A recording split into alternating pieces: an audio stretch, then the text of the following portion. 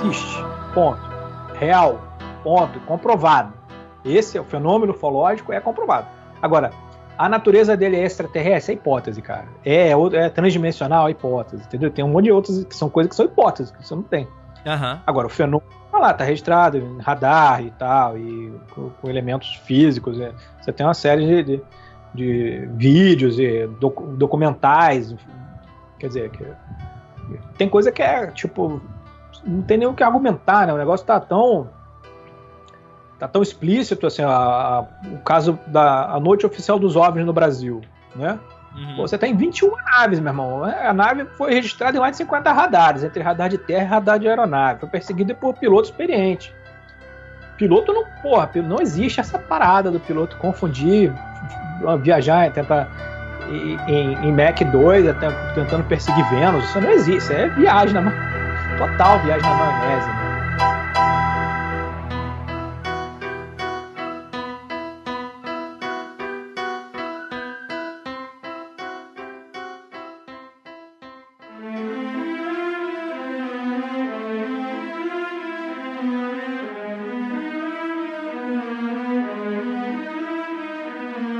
Lucas Balaminuti, você, meu querido Párvulo, onde você estava quando assistiu pela primeira vez Zeitgeist, Uma Odisseia no Espaço? Posso contar uma história, André? Pode, por favor. Quando esse documentário chegou ao meu conhecimento, na época do Orkut, quando eu participava da comunidade Teoria da Conspiração, beijão pra galera da comunidade, eu estava fazendo intercâmbio nos Estados Unidos da América, conhece? Sim.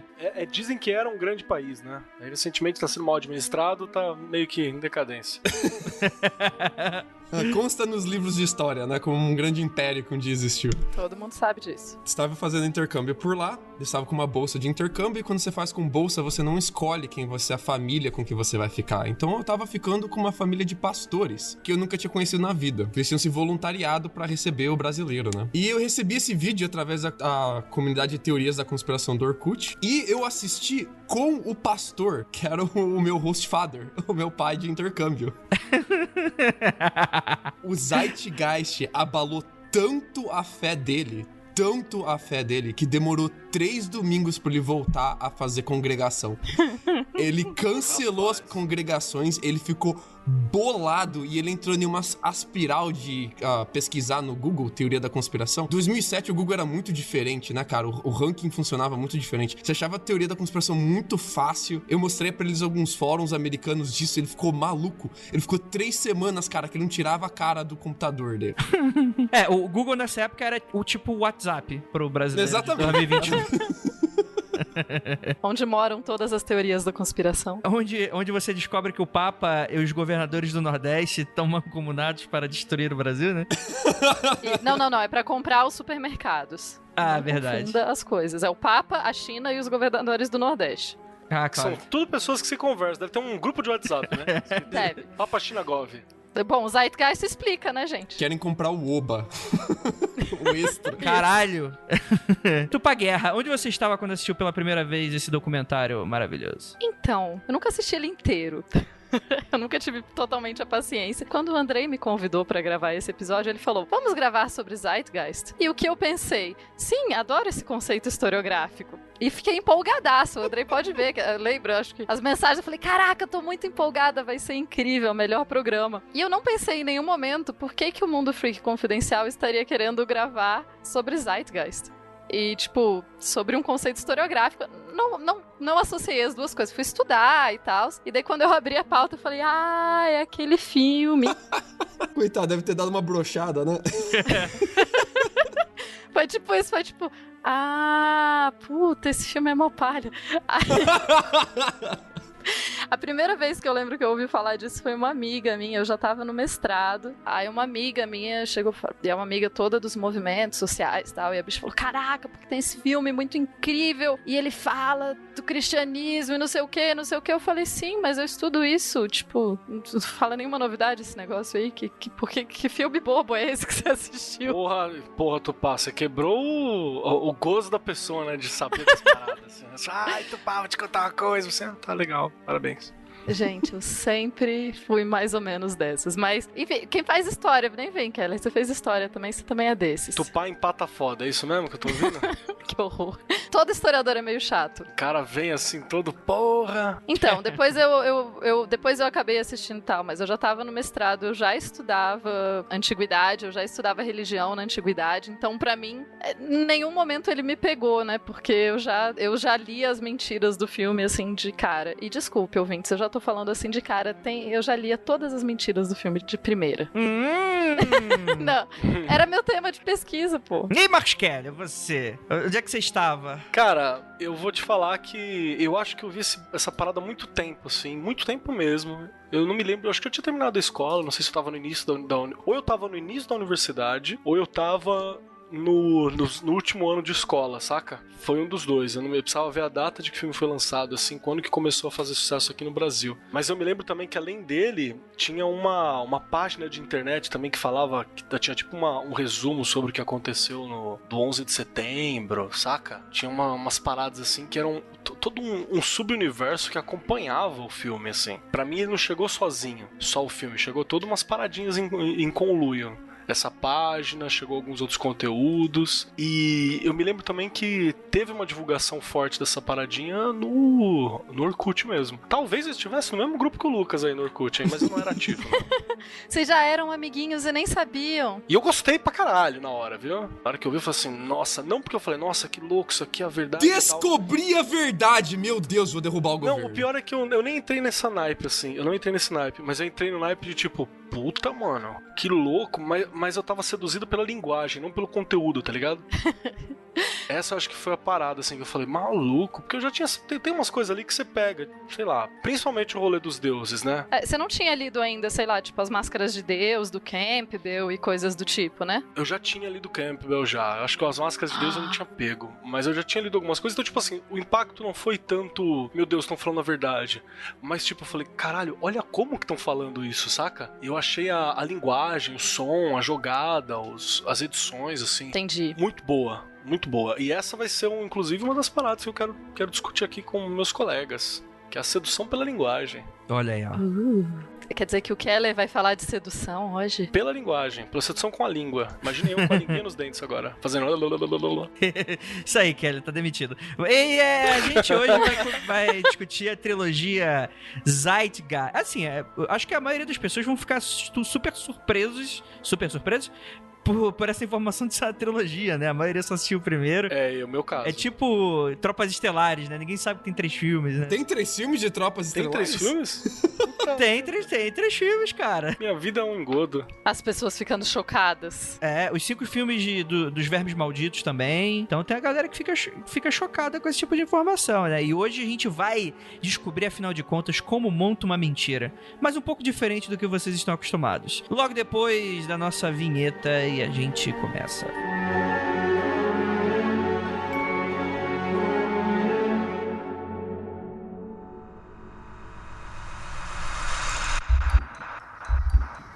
Não há nada de errado com seu áudio. Adentramos agora através dos seus sentidos. Estamos preparando você para o que vai acontecer nos próximos minutos.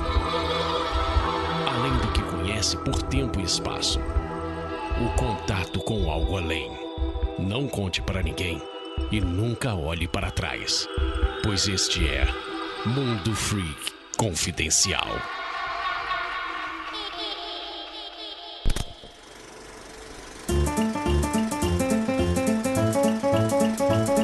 Chegamos aqui agora na área de recadinhos do Mundo Freak Confidencial, especialmente para você, meu querido quarentenado, especialmente para você que está trabalhando aí e especialmente para você que escuta e baixa toda semana o nosso podcast, que, cara, obrigado pela preferência, obrigado pela audiência, e até aqueles que não gostam da gente, mas continuam baixando também, muito obrigado por estar dando audiência aí pra gente.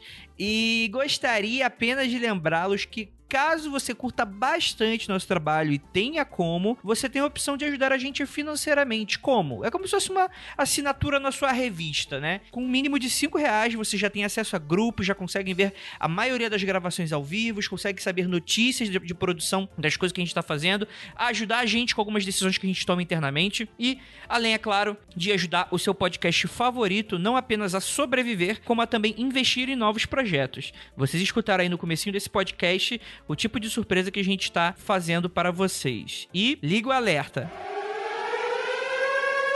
Só vou deixar isso aqui.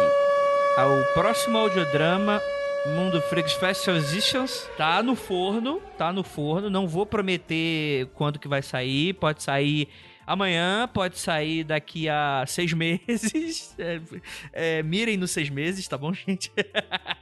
Mas a gente terminou o roteiro, tá em um estágio inicial de aprovação aí, da nossa próxima creepypasta, e cara, que história maravilhosa, a gente conversou com o autor recentemente, ele super liberou pra gente fazer essa adaptação, e em breve, talvez em breve de até final do ano, vocês vão estar acompanhando a história. E lembra, galera, isso, assim, muita gente pergunta, eu vi outro dia no Twitter lá, poxa, por que não tem tanto audiodrama nos podcasts em português? Galera, a conta é muito simples. Os podcasts em português, a gente não tem investimento, a gente não tem patrocinador, a gente não tem grandes empresários entrando. Hoje tem algumas coisinhas e tal, mas ninguém tá investindo em ficção. A galera que curte mesmo, essa galera gato pingado aqui igual a gente, que curte pra caramba, adora esse mercado de gênero, mas que infelizmente a gente não tem muitos investimentos. Então, se você gosta desse tipo de coisa, a gente é apaixonado por fazer isso. Então, ajude a gente a completar. Não é uma parada barata. Sério, eu não vou abrir valores aqui exatamente, mas são milhares de reais. Se a gente pagasse todo mundo, que é, por exemplo, o roteiro sou eu que tô fazendo, revisão a Ira que tá fazendo, direção de atores o Keller que tá fazendo, tipo, essa galera não tá sendo paga não. A gente tá fazendo no amor e na coragem, mas outras pessoas que não são do projeto, como por exemplo os atores, esse tipo de coisa, a gente tira do nosso próprio bolso. Então assim, se a gente fosse pagar todo mundo, são dezenas de milhares de reais mesmo sendo por podcast, mesmo não tendo visual. Assim, quem não trabalha nesse meio de audiovisual, às vezes até estranha um pouco o valor, porque não consegue enxergar exatamente para onde vai o dinheiro, mas todos os profissionais, a cadeia de profissionais que estão sendo envolvidas, né, e a quantidade de trabalho que esses profissionais, no último lá do Relatos de Oficial de Resgate que a gente fez, só de atuação ali, mano, a gente perdeu pelo menos 2 noites inteiras entrando de madrugada. Tipo, entrando 8 horas da noite e saindo 1 hora da manhã do estúdio. E isso é só pra falar de uma pequena parte que tem todas em volta, assim, né? Só pra falar do trabalho do Júnior na NET, né? Excelente, grande abraço pra ele, que tá tocando lá os podcasts lá da Loop Studio. Então fica aí o grande abraço pra ele, pra toda a equipe dele, que falam sobre tecnologia, né? E isso só essa parte só. Então, assim, envolve realmente muito investimento, envolve um custo muito oneroso. E, obviamente, a gente faz por paixão, por isso que a gente também consegue baratear bastante o preço. Mas ainda assim é muito caro, não dá pra fazer algo periódico só com o que a gente ganha, né? O que, inclusive, a gente ganha muito bem aqui no Mundo Freak pra já entregar coisas legais pra vocês. Eu não tô reclamando disso, é um puta privilégio, tá tendo a oportunidade de estar trabalhando só com isso, mas não paga toda essa estrutura pra certos tipos de projetos, né? Precisaria de mais. Inclusive, por isso que uma das metas lá no Apoia-se é justamente trabalhar mais audiodramas, mas são metas um pouco mais superiores e tal, que aí, dentro desse cenário, eu consigo garantir uma periodicidade, né? Recadinho básico. O primeiro deles é, toda quarta-feira, Ira e Juliana estão comandando o Aconteceu no Insta. Um dropzinho de 1 hora, quer dizer, um dropzinho bem dropzão, né? 1 hora no Instagram, comentando casos que os ouvintes estão mandando pra elas. Então acompanhe toda quarta-feira no perfil oficial do Mundo Freak, @Mundo Freak no Instagram. Toda quarta-feira, 10 horas da noite, você tem lá a leitura, sério, de verdade, não tá faltando. Toda quarta-feira elas estão lá periodicamente, então você já pode ir lá seguir a gente e acompanhar 10 horas da noite, @Mundo Freak, elas vão estar lá. E também, em breve, vamos começar gameplays, então assine também nosso canal no YouTube, vou deixar o link aí pra vocês aí embaixo, que, sério, a gente tá fazendo um bando de testes, a gente tá tentando, mas é muito difícil, porque a gente tem que tá entregando já conteúdo semanal pra você, 2 conteúdos semanal, Cadáver Ouve Podcast, a gente tá entregando o Mundo Freak, aí tem Magicando também, tem um monte de coisa acontecendo ao mesmo tempo, criptologia, meu Deus do céu, eu tô ficando paranoico com essa porra, Tá muito difícil. Muito difícil. Mas você pode acompanhar a gente dando audiência. E isso já ajuda a gente pra caramba. E também aí temos os recadinhos da quarentena para todos vocês. Para você que é artista independente, que, putz, tá com... a galera que tá sofrendo bastante nessa quarentena, você tem um trabalho, artesãos que tem a ver com um pouco do nosso trabalho e tal, a gente tá fazendo um bem bolado aqui com vocês, a gente tá fazendo anúncios gratuitos para vocês aí nessa quarentena. A gente sabe como tá sendo super complicado e tal. Se você tem uma pequena empresa, fica um pouco diferente, né? Não tem como trabalhar isso. Mas, de qualquer forma, entre em contato com a gente no contato@mundofreak.com.br pra gente ver valores, esse tipo de coisa. E a gente promete que tá fazendo preços promocionais pra quarentena. Mas se você é um artista independente, que tá aí na labuta e tal, e tá sofrendo bastante nessa quarentena, assine o formulário que eu vou deixar no post aí abaixo, que a gente vai falar do seu trabalho aqui, se passar aí pela nossa curadoria. E essa semana a gente vai falar de 2 incredibilíssimos. O primeiro deles é do Digo, que tá aí com Catarse. O Digo, ele é quadrinista e ilustrador já há mais de 10 anos. E o que acontece? O Digo, ele tem uma série já de catarses aí, que inclusive eu apoiei. Acho que foi ano passado, ano retrasado, Tinta Fresca dele. Cara, ele tem um traço super maravilhoso, com histórias bacanas e super divertidos, assim, principalmente pra garotada e tal. É bem esse tipo de traço, assim. E o que acontece? Ele tá lançando agora o Tinta Fresca Arte Final, que é uma continuação, pelo que eu entendi, né? É um quadrinho que é sobre o Ícaro, né? Que ele é um garoto grafiteiro que ele tem poderes, né? Ele consegue transformar o grafite dele em realidade, né? E, inclusive, gostei bastante do primeiro. Acho que eu vou apoiar essa também em breve. E a ideia é que nessa história aí, ele tem que proteger a família dele, principalmente quando um monge youtuber aumenta ainda mais seu exército violento. Cara, isso aqui tem alguma coisa da realidade aqui? Claro que não, né? Isso aqui é tudo ficção, né? Como diz lá o outro podcast. Ainda bem que é ficção, né?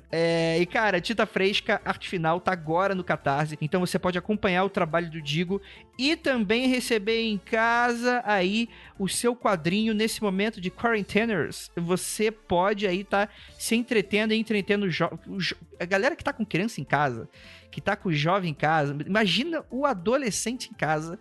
Compra pra ele a HQzinha e vai ficar tudo bem, e você vai ter alguns dias de paz aí na tua vida.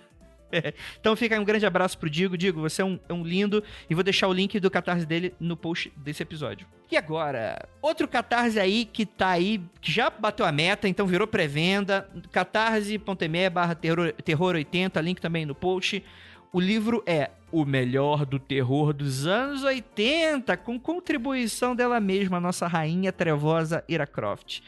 É um livro que reúne diversos escritores e referência do terror nacional e que, enfim, tem a arte do Marcel Bartolo, que, cara, quem é fã desse terror dos anos 80, inclusive de muito terror super underground, que não chegou aqui no Cinema em Casa nem na Sessão da Tarde, não. Que a gente lembra lá do Puppet Master, do The Gate. Alguém lembra do The Gate? The Gate marcou muito minha infância. Mas falam não apenas disso, mas também de vários outros que nem chegaram aqui no Brasil. Então fica aí uma dica também para você aumentar aí sua coletânea bizarra aí pela locadora do Paulo Coelho, porque eu acredito que a maioria desses filmes não devo nem estar disponíveis. Se tiver, por favor, contribua aí com as suas Darkflix, Netflix da vida aí. E, cara, projetaço aí pra você, Catarse, como eu falei, virou pré-venda, preço super bacana aí e cheio de produtor nacional de terror fazendo, inclusive a galera do Mundo Freak. Então, corre lá pra garantir o seu exemplar, beleza, gente? Então, bora voltar aqui e falar sobre Zeitgeist, cara, esse episódio, mano, tava escutando aqui, esse episódio, ele ficou surtadaço, vamos escutar ele que ficou bacana.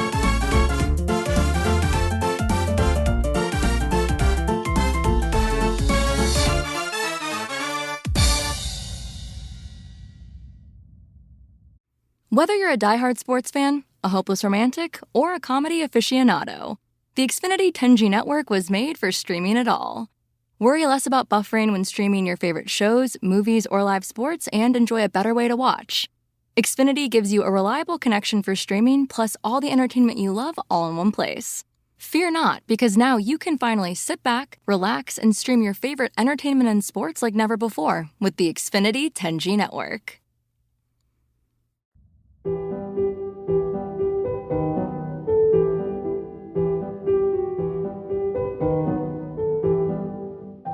belas noites, queridos ouvintes. Estamos aqui eu, Andrei Fernandes, em mais um Mundo Freak Confidencial. Eu falei estamos porque eu estou acompanhado, não que eu tenho dupla personalidade. Para me ajudar temos aqui o nosso queridíssimo Marcos Keller. Oi, estamos aqui para falar a verdade. Você que acompanha o Mundo Freak, você é a única pessoa, o único portador da verdadeira verdade e realidade relativa da verdade. E temos aqui também nosso queridíssimo Lucas Balamineiro. Balamineiro! Ao contrário do que esse filme diz, por favor, paguem os impostos certinho, galera, senão vocês vão tomar a multa do leão, tá? Ah, mas aí como é que... É guerra, ué. Você tem que ter baixas no seu exército. Tem como. E temos aqui também nossa queridíssima Tupaguerra. Pois é, então, será que vamos hoje, enfim, descobrir a verdade? Será que a minha profissão não serve de nada? Porque afinal já descobriram a verdade. Por que eu tô estudando ciência e religião? Tupá, a sua faculdade foi paga pelos Rockefeller e pelos Bilderbergs e... Por isso ela está inválida. Ah, justo. Ou talvez pelo Papa com os chineses e os governadores do Nordeste. E os caminhoneiros? Não, eles estão contra os caminhoneiros, Keller. Os caminhoneiros eles estão resolvendo, né, a parada. Não, eles estão tentando salvar o país. Abraço pra você, amigo caminhoneiro, Isso. que tá agora ouvindo a gente aí. Olha aí, tá vendo? Isso que acontece quando você cancela programas como Siga Bem Caminhoneiro. O pessoal precisa arranjar alguma coisa pra fazer, né? E o WhatsApp tá aí pra isso. Vamos lá, gente. Vamos brincar um pouquinho de teoria da conspiração? Eu imagino que vai ter gente achando que a gente vai falar um monte de coisa nesse episódio e talvez a gente frustre um pouco as perspectivas e expectativas do nosso público, mas eu gostaria de falar que eu vou ser meio que advogado diabo aqui também desse episódio, porque temos aqui 3 acadêmicos lindos e maravilhosos e tem aqui eu, alguém que não é nada, mas que segundo a nossa pós-verdade de construção de pontes aqui, você coloca um estúpido e pessoas inteligentes pra debater com igual importância e cada um acredita no que quiser. E é isso aí. E vamos lá. Temos aqui um documentário. Pra você que não sabe, tá dando mole, Zeitgeist. Ele foi um documentário meio que must pra essa galera aí das redes sociais e dos fóruns de internet quando eles eram relevantes, lá pelos idos de meados de 2000 e pouquinho, né? Ele estreia em 2007 e, cara, ele foi uma grande explosão de cabeça pra muitas pessoas, porque ele apresenta através de uma narrativa super envolvente, eu diria até um pouco datada pelos tempos atuais, mas que ele faz uma construção minuciosa, colocando conceitos que, em teoria, não tem nada a ver uma coisa com a outra e constrói de uma maneira que faça você se questionar sobre a realidade em que você vive, né? E sobre quem, afinal de contas, move aí as engrenagens do mundo. Coisas que estão sempre em voga, né? Hoje, ontem e amanhã. Sempre vai ter alguém fazendo todo esse tipo de questionamento e eu acho que são questionamentos, inclusive, muito válidos, assim, né? O que leva a gente pra essa questão toda. Por isso que eu fiz a pergunta no início do podcast pra ver quando que vocês lembram a primeira vez que vocês viram, porque meio que essa nossa geração de internet, essa última geração que pegou a internet, pegou a geração offline, né? Pré-geração rede social, né? A gente viu rede social surgir na internet, né? E a gente já acessava antes delas existirem, né? Eu lembro de quando começou a ter internet e computadores disponíveis. Era incrível. A gente já devia ter olhado isso e falado, vai dar merda. É que a gente era meio bobo. Eu fui seduzido pelo Pierre Levy, saca? Falei, porra, agora vai. Agora isso aqui vai ficar legal, agora a gente vai trocar coisa, vai ser foda. Olha, é verdade. O conhecimento vai se espalhar. Tava certo Humberto Eco. Exatamente. Ingenuidade nossa, né? Mas é muito interessante porque o que acontece, gente? O que a gente reclama hoje dos nossos pais e tios com relação ao WhatsApp era o que a gente era em 2007. Esse documentário tá aí pra provar isso, né? Enquanto que deu 10 anos a gente aprendeu como lidar com todo esse tipo de informação, a gente espera que daqui a 10 anos essa galera também aprenda. Então cada um tem seu tempo, esse tipo de coisa. A gente tem que entender um negócio, que hoje em dia a gente fala em teoria da conspiração, em fake news, e quase todo mundo sabe o que é isso. Até minha avó, que não usa internet, não tem WhatsApp, sabe o que é fake news, ela já ouviu esse termo. Mas naquela época, isso era uma coisa muito, muito de nicho. Quem fazia teoria da conspiração era a galera que acessava fóruns de mensagem ou participava de listas de e-mail sobre isso. Lista Exato. de e-mail, cara. Então, tipo, não existia muito essa pegada de o que é teoria da conspiração, o que é verdadeiro ou falso. E na internet, tudo tinha o mesmo peso. Você montava uma página que falava sobre, sei lá, o rio Amazonas e tudo sobre o rio Amazonas. Então tem lá os animais do rio Amazonas, profundidade do rio Amazonas, extensão do rio Amazonas. E, tipo, só tinha um site que falava isso, ninguém sabia quem que colocou direito isso no ar, e você confiava naquele site que aparecia no KD, no Yahoo. No Alta Vista. No Alta Vista, não tinha nem Google direito. Então, tipo, era uma época da internet, assim, onde tudo tinha mais ou menos o mesmo peso e a gente não sabia o que eram teoria das conspirações. Né? Selvagem. Era tudo selvagem. Exatamente. Wild West. Antes da gente saber que conversar em chat podia ser perigoso, né? Exatamente. Nossa, nós era muito bobo. Aí vem o Zeitgeist e apresenta um documentário sobre a verdade, sobre o governo por trás do governo. E isso se espalhou pra todo mundo que era fora desse nicho. Então um monte de gente teve o primeiro contato com fake news, com teoria da conspiração, através do Zeitgeist. E não tinha nenhuma forma de discernir se isso daqui era verdade ou não, porque você não tinha onde procurar as informações se eram verdades ou não. As pessoas nem iam procurar, mas se elas fossem procurar as informações, elas não iam ter onde encontrar, cara. A Wikipédia ainda era muito pequena. Nem existia. Nem existia. Era muito suspeito ainda. Você nunca sabia direito a fonte das informações que você estava pesquisando na internet. Então, tipo, o Zeitgeist veio nessa época ainda, onde era difícil fazer pesquisa pra valer na internet, e as pessoas não sabiam que tinha essa pegada de teoria da conspiração, de fake news. Na minha escola nem podia fazer pesquisa na internet, já tinha que fazer em livros. É claro, você vai dar internet livre pra garotada. O que pode dar de errado? E também não tinha internet, né? Era difícil conseguir. Eu mesma fui ter internet em casa, eu já tinha uns 13 anos, assim. Não... E tem uma coisa também que é muito interessante, né? A internet, ela marca um pouco desse sintoma, dessa causa que hoje em dia a gente vê como um problema e tal, dessa coisa dessa informação não oficializada, né? Porque antigamente, quando a gente tem esses grandes veículos, meio que isso tudo funcionava como um grande filtro, né? Do tipo de bobagem, do tipo de coisa. É claro que há os seus problemas, né? Toda essa questão, né? Quer dizer, é sempre muito conveniente o tipo de informação que vai chegar O Andrei defendendo a grande mídia. Então, eu não tô defendendo. Na verdade, eu tô falando que... tem seus prós e contras, né? E o problema quando você deixa essa informação mais anárquica é que se você não tiver um pouco de senso crítico ou não tiver ainda informações muito... Inclusive, eu vou falar sobre teorias da conspiração modernas que eu acredito que está acontecendo hoje. Vai ser muito difícil você tirar isso da minha cabeça. Hoje em dia é muito complicado isso tudo, né? Porque quem baliza o conhecimento e quem baliza a informação? Quer dizer, você tem aí os grandes meios de comunicação defendendo o governo porque eles têm o que ganhar com o governo. E é obviamente que o tiozinho da esquina não tem nada pra ganhar em colocar informações falsas, né? Quer dizer, é muito mais altruísta quando a gente para pra pensar de maneira resumida. E eu vou além, Andrei. Quis custores ipsos custodes. Quem verifica os verificadores de informação? Olha aí. Calma aí, Valar Volante Scriptamane, é isso aí? Tipo isso. Opa, olha quem atacou. O cara conseguiu juntar o Valar Morghulis com a frase do Temer, né? Mas beleza. Você fica ligado que o bicho pode estar tentando te dar um golpe, hein? Começa a falar essas coisas assim. Não, mas explica esse conceito, Lucas. Não, é que a gente não tinha muito a sapiência de como funcionava as grandes instituições do conhecimento. Então, Lucas, com 15 anos, quando eu recebi esse documentário pela primeira vez, eu não saí como que tem doutorandos que estudam teologia, que estudam de onde vem o conhecimento teólogo, de onde vem as religiões, a como ela se desenvolve através do tempo e das culturas e tal. Então eu vejo um documentário que fala pra mim que o cristianismo é inteiro baseado, chupinhado do Egito Antigo, e eu não sei nada sobre o Egito Antigo, não sei como esse tipo de conhecimento é acumulado, eu vou acreditar, porque eu não sei verificar essa informação. Hoje em dia a gente tem quem verifica a informação pra gente, né? A gente tem os fact-checkers, você tem os sites que fazem verificagem de informação, você tem vários contrapontos na internet, você pode achar diversas fontes pra mesma informação. Então a pergunta hoje em dia já não é mais quem verifica a informação, mas quem verifica aqueles que verificam a informação, né? Quais que são as narrativas que esses verificadores de informação estão obedecendo, de onde eles recebem dinheiro. Então, antigamente o Zeitgeist ele vai apontar e falar assim, a grande mídia mente pra você. Hoje em dia a teoria da conspiração vai falar, olha, a grande mídia não mente pra você, mas eles recebem dinheiro desse think tank, e a gente acha que esse think tank tem um viés ideológico dessa forma, então esse veículo de informação vai ter o mesmo viés, sacou?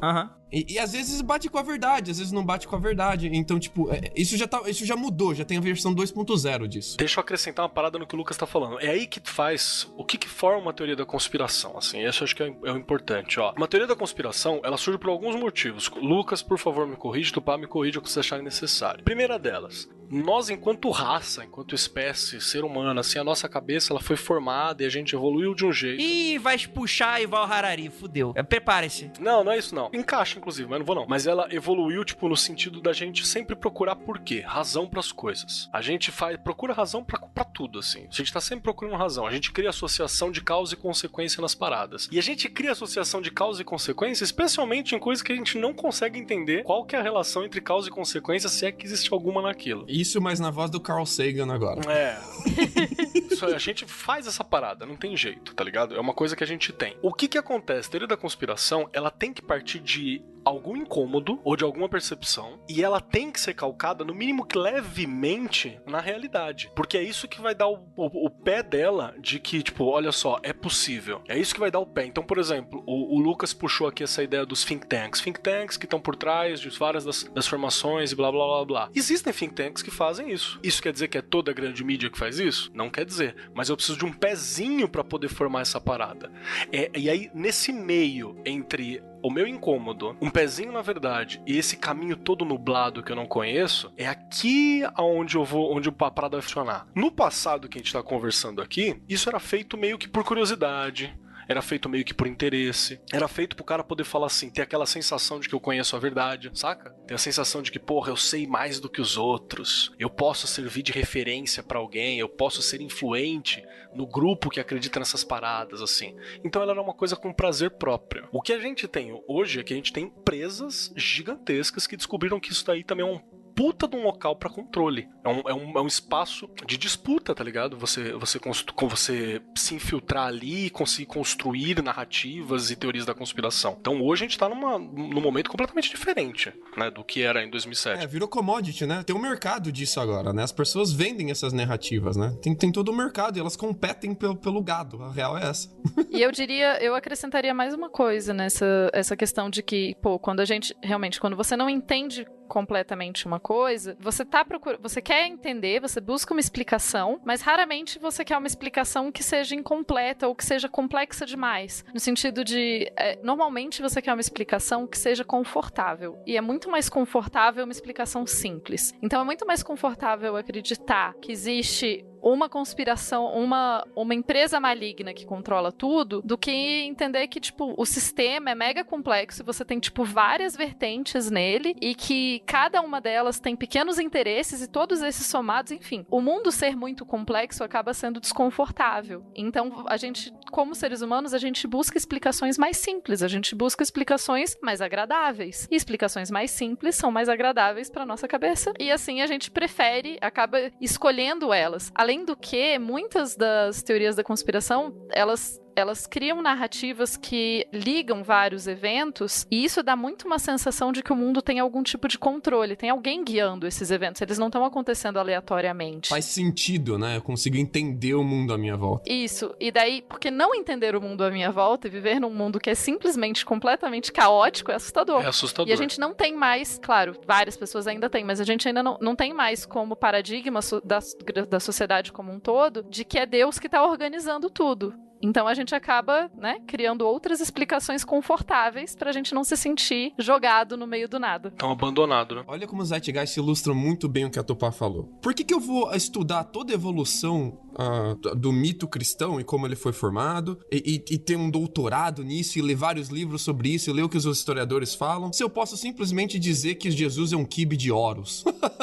Não é muito mais simples? Pronto, acabou, expliquei tudo, foda-se. Tudo é muito mais simples, mais repetível, mais fácil. E até porque se você fizer o doutorado, você provavelmente vai chegar à conclusão que você não faz ideia como que as coisas efetivamente. Porque é assim. Exato. É aquele esquema lá do Danny Kruger, né? Que eu acho que é assim que é o nome? Ou do Fred Krueger, é mais ou menos assim? Daquele gráfico, né? De ferradura que a pessoa acaba de conhecer o conceito e ela se vê super especialista daquele conceito. Nossa, eu descobri a verdade. Aí quanto mais ela estuda sobre aquele conceito, ela vai vendo que na verdade ela não entende porra nenhuma daquilo, até efetivamente ela começar a construir uma base de conhecimento que seja efetivamente fundada em coisas críveis e factuais. Não que ela vai saber a verdade da parada, mas que ela efetivamente vai saber tudo sobre o conhecimento que existe sobre aquilo ali, né? É o efeito Dunning-Kruger. O nome do paper famoso que deixou isso em evidência é Unskilled and Unaware, que seria sem habilidades, mas sem saber disso. Como as pessoas têm dificuldade de entender a incompetência delas em um assunto quando elas não têm conhecimento suficiente sobre esse assunto. É um paper fantástico, galera. Fica a dica aí. E eu acho que o Zeitgeist, esse documentário, ele mexe muito com esse aspecto, porque ele te apresenta conceitos que são super novos. Então você imagina, por exemplo, você tá em 2007. O que quiseram os temas do momento? 11 de setembro, você tem questões agnósticas e ateísticas se tornando super populares conforme o avanço da internet, né? Com novas formas de conhecimento, né? Quer dizer, antigamente Antigamente, o que construía teu conhecimento? Era a tua família, a tua escola, que é basicamente a tua família com a família dos outros, e, sei lá, o governo. E a religião, que é a mesma coisa. E é isso, né? E aí você começa a abrir uma série de conhecedores e tal. Então, o que ele pega o máximo, né? Que é aquela... É o pacote do ateu cético conspiracionista / Ed de internet de início da década de 2000. Que conceito. Agora os meninos vão se identificar, hein? Que é ateísmo, o governo tá te enganando e o que tem mais? E 11 de setembro é uma farsa. Então você tem super esses conceitos que transformam a pessoa que não eram conhecimentos que eram super colocados aí pela grande mídia, mas você colocando com uma narrativa bem docezinha ali pro pessoal se encantar, passa aí a fazer total sentido. Quer dizer, o mundo que eu vivo é uma mentira e eu tenho conhecimento da verdade, por mais que a pessoa não tenha qualquer tipo de estudo ou embasamento teórico de tudo isso que tá falando. Não é um documentário de 1h30 que vai te fazer completamente safo desses assuntos que, inclusive, são super complexos, né? Sim. Pra explicar o sucesso do Zeitgeist, a gente precisa de mais um elemento. A gente precisa do elemento YouTube. Porque o YouTube, no começo, ele era uma plataforma de vídeo, mas ele não era uma plataforma do jeito que a gente conhece hoje. Como é que ele funcionava? Tu subia um vídeo no YouTube, ele gerava um link, mas não tinha nem como as pessoas buscarem isso direito. Se as pessoas buscassem pelo título do meu vídeo, talvez, com muita sorte, ele aparecesse na busca. Sim. Não tinha canal, você não se inscrevia, não recebia notificação de que vídeo novo foi subido pelas pessoas que você gosta. Ninguém vivia disso. Você não tinha... os seus próprios vídeos era mais como se fosse um repositório, pra você colocar eles na nuvem e dividir entre a sua galera. Talvez entre sua empresa ali, alguma coisa que você quisesse divulgar dentro entre vocês ali. Não era uma coisa de você para o mundo. E entre 2005 e 2006, o YouTube mudou. Ele começou a deixar de se ver como uma plataforma de repositório de vídeo, onde você vai lá e larga suas coisas, pra virar uma plataforma como a gente conhece mesmo. Começou a ter canal, começou a ter inscrito, começou a ter gente vivendo disso, começou a ter recomendações, que talvez seja a feature mais importante do YouTube hoje. Então você tá vendo uma coisa sobre o Shrek, o YouTube vai lá e recomenda: olha, você já viu esse vídeo do Shrek no Minecraft? Que beleza? Assiste aqui, ó. Aí você assiste Shrek no Minecraft, já viu Batman no Minecraft agora, Lucas? Olha que bonito. Aí você vai de um vídeo um outro e nunca mais sai disso, né? Mas o YouTube, ele virou pela primeira vez uma plataforma com canais e deu oportunidade pra galera, tal qual o autor, diretor, escritor, musicalista e o narrador do Zeitgeist, o Peter Joseph. O cara fez tudo, né?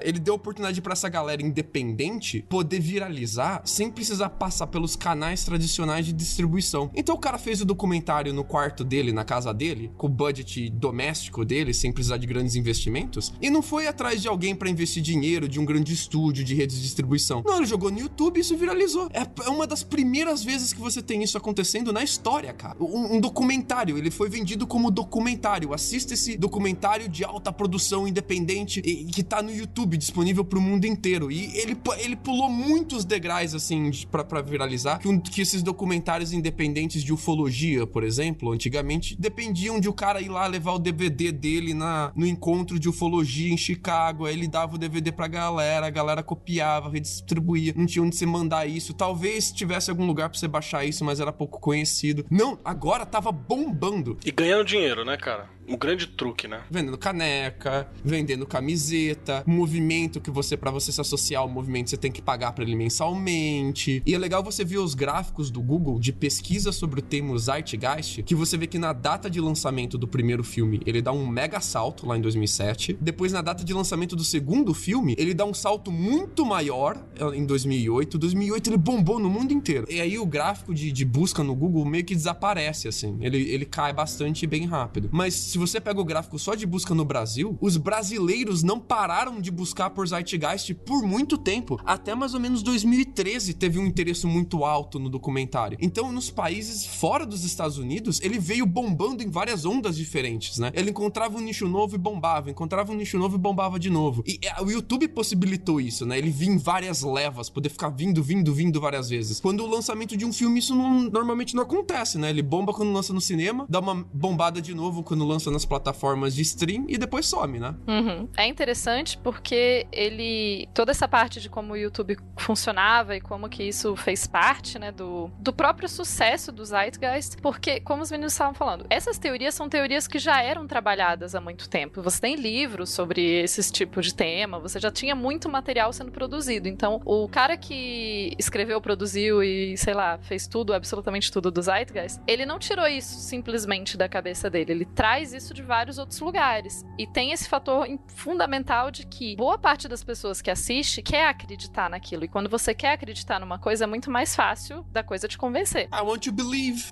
I want to believe, é isso mesmo. Então você tem uma combinação de fatores que criou o momento perfeito pro Zeitgeist sair por aí. É engraçado, né, que pra mim, por exemplo, eu acho que como demorou mais pra chegar, eu não falava inglês, eu só aprendi a falar inglês na faculdade, né? Então, esse tipo de filme só ficava acessível depois que ele tivesse sido legendado, e eu não era da galera da teoria da conspiração, então eu só realmente fiquei conhecendo no mestrado, já em 2011, mais ou menos, que eu fui ouvir falar desse filme pela primeira vez. Mas é como você falou, ele não deixa de estar na moda, né? Ele tá sempre se reciclando e passando novamente. Eu lembro que aqui em Brasília tinha uns grupos que faziam, tipo, a gente vai passar o filme tal, se reunia todo mundo, sei lá, no Sesc ou em algum lugar assim, pra assistir filmes e coisas, porque baixar na internet não era uma opção muito. A internet não era caro ter internet que desse pra baixar filme, Campus Party era uma galera que se juntava pra baixar filme e série, né, mano? Essa realidade não existe mais. É verdade, cara. Era a única chance que você tinha de ter uma puta de uma internet à sua disposição, né? Que a Vivo caprichava naquele rolê.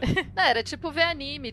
Aqui em Brasília tinha, tipo, uma vez por mês rolava um encontro em que a galera conseguia uns animes e daí ficava a tarde toda passando. Você não conseguia ver em outras épocas o resto do mês você não tinha isso acessível. E o Zeitgeist teve muito isso, né? E vou te falar, hein? Puta rolê chato, hein? Puta rolê chato, é? A galera que se juntava pra ver anime e tal. Credo. Eu gosto de animes, caralho, mas puta rolê chato, hein? Credo. Tinha também Arquivo X, tinha várias coisas que... E o Zeitgeist entrava nessa também, tipo, tinha os dias... o pessoal ficava sabendo pelos zines e você descobria no Grêmio da escola que ia passar a Zeitgeist num lugar que era meio, tipo, fora do circuito, e daí o pessoal ia e tinha todo esse sabor de rebeldia junto também. Sim, total, né? Deixa eu levantar uma parada aqui, porque dentro daquilo que o Lucas estava falando, você é até levemente redundante, assim, com o assunto dele, mas também é uma dúvida que eu tenho. O Zeitgeist, o primeiro eu não tenho tanta certeza, mas o segundo e o terceiro já conseguiu capitalizar bem em cima. Não conseguiu, Lucas? Sim. O que aconteceu foi que o Zeitgeist, depois do primeiro, ele virou movimento social. Colou junto dele o Jack Fresco, nem sei falar o nome dele direito, né? E o Jack Fresco, ele é um urbanista, engenheiro, de um projeto grande chamado Venus Project, ou pelo menos foi grande por um tempo, assim, que juntava um monte de intelectual sobre construção civil, arquitetura, urbanismo, sociologia, estatística, matemática, biologia, juntava uma porrada de intelectual pra tentar, através da evolução tecnológica, como se fosse desenhar uma nova sociedade, né? Uma nova maneira de você viver em sociedade urbana. Que poderia dar errado, não é mesmo?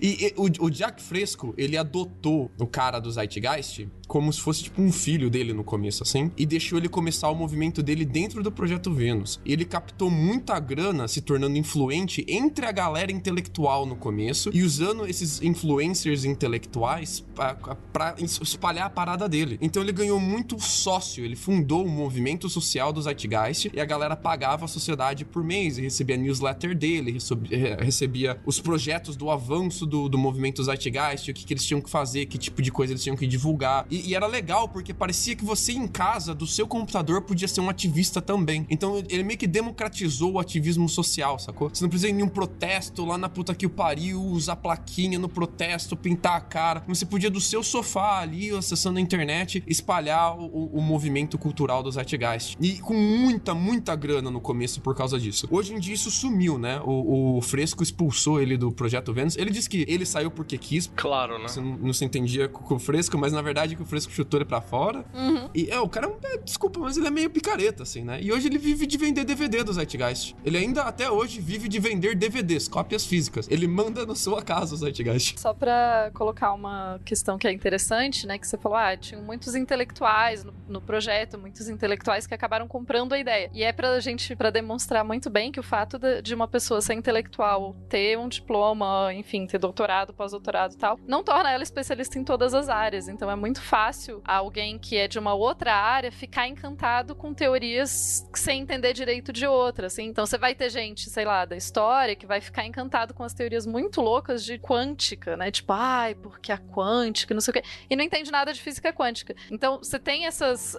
ser intelectual não te coloca. O problema é que quando muitos intelectuais apoiam ele, dá um verniz de que, tipo, nossa, esse filme tem que ser bom, porque olha o tanto de intelectual que tá apoiando esse cara, olha o tanto de acadêmico que tá apoiando esse cara, então ele deve estar falando a verdade. Inclusive, eu acredito que ele procurava isso, né? Procurava essas pessoas e tentava seduzir especificamente essas pessoas pra dar esse verniz de legitimidade mesmo. O que afundou um pouco ele, assim, no meio da galera intelectual, é que a galera intelectual tava realmente tentando encontrar solução. Da maneira deles, tal, ali, de ficar tentando desenhar mundos utópicos através do movimento urbanista do Projeto Vênus, mas eles estavam realmente a fim de solucionar problemas, sabe? Como que a gente vai solucionar o problema do transporte público? Como que a gente vai solucionar o problema de distribuição de grãos, por exemplo? Ah, Luca, mas aí o idiota com convicção e boa vontade fode tudo, né, mano? Esse é o problema. Porque esse cara, ele não tinha solução pra nada. Você pode até ver que nos próximos 2 documentários que ele lança, a parte 2 e a parte 3, são tentativas de oferecer soluções pros problemas que ele levantou no primeiro Zeitgeist. E, tipo, essas tentativas dele, na verdade, é entrevistas que ele fez entre a galera intelectual, roubando não, né? Emprestando deles a credibilidade deles e a solução deles. Mas ele não oferece nenhuma solução pra problema nenhum. Essa galera meio que percebeu que era furada e abandonou ele, né? Eu acho que... Por que eu fiz essa pergunta sobre a questão da renda, né? Porque uma coisa...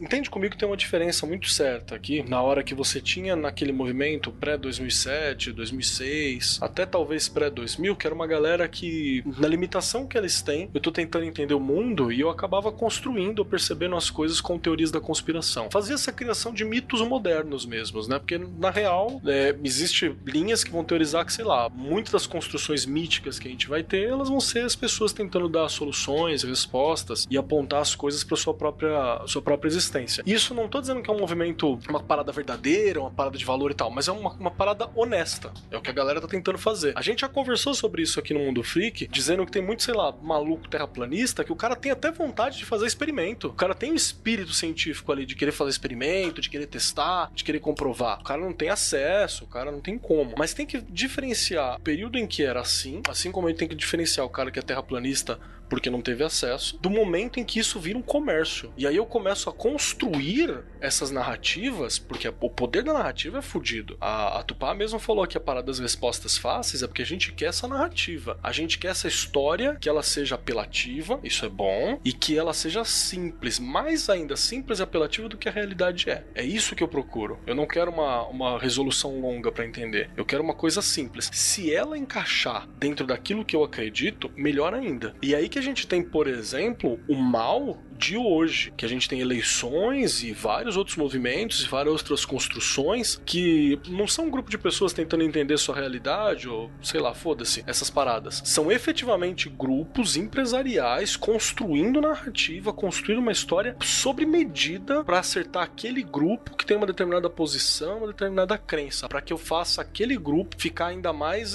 reativo, ficar ainda mais radicalizado, né? Sabe o que é engraçado, Keller? Esse processo que você descreveu é o mesmo que aconteceu com música, né, cara? Você tinha a galera que se juntava, fazia música e algumas bandas ficavam muito famosas. Hoje as músicas são praticamente todas sintéticas, milimetricamente calculadas pra bombar ou não, bombar do tamanho certo, do jeito certo, no último certo. É Netflix, né? Série de algoritmo. Exatamente, a série de algoritmo. O algoritmo dá pra você o roteiro quase pronto já. Sim, e sabe o que é foda? Eu vou dar um exemplo pra vocês aqui, que isso não é teoria da conspiração, isso eu acho que foi o Átila que falou em algum canto, em algum vídeo muito doido dele aí, pra falar que teve uma época que quando o HIV ficou muito doido, saiu sempre aqueles boatos de que na verdade o HIV era um vírus construído pelos Estados Unidos e plá, e plum. Ok, enquanto é um grupo de maluco falando isso porque não tem acesso, porque não entende como é que funciona o roteiro de transmissão, que não entende que dá pra transferir de uma espécie a outra, ok? É honesto, né, o cara pensar assim, porque eu não entendo como que um vírus funciona. Até semana passada a gente também não entendia, né? A gente foi pesquisar e começou a entender após grandes vídeos do Átila. Então ok, mas na hora que o presidente sul-africano da África do Sul, Thabo alguma parada, Thabo Mbeki, Thabo Mbeki, uma parada assim. Quando ele botou fé, ele falou assim, não, isso deve ser real. Isso fez com que ele não fizesse políticas públicas pra lidar com HIV. Isso fez com que ele ficasse correndo atrás de, tipo assim, eu vou aumentar a defesa e o serviço de inteligência do meu país, sacou? E aí o que aconteceu? Morto pra caralho. Essa é a parada. Então, o que a gente tem que ter, o que a gente quer dizer com tudo isso é que, assim, existe um risco muito material, né? Quando a gente fala sobre as teorias da conspiração, especialmente no Zeitgeist. Eu não acho que ele chegou a alguma coisa extrema assim, fora de calçar o terreno fértil pro que ia vir depois, né? Mas, André, vamos falar do Zeitgeist, bicho, porque eu tenho 45 filme, minutos né? de áudio, a gente não falou do filme ainda. É verdade, a gente tá só fazendo a introdução, né? Só contexto. Consegui fazer vocês falarem só sobre teoria. Vamos lá, a teoria é mais legal do que...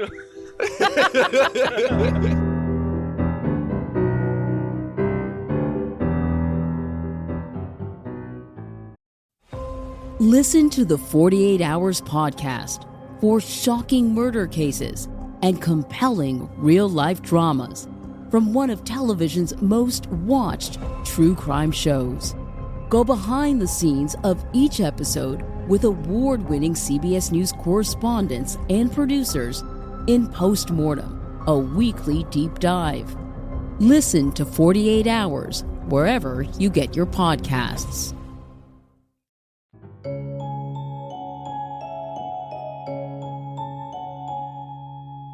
Então, vamos lá, vamos resumir o Zeitgeist. O Zeitgeist é o código da Vinci dos documentários. É isso.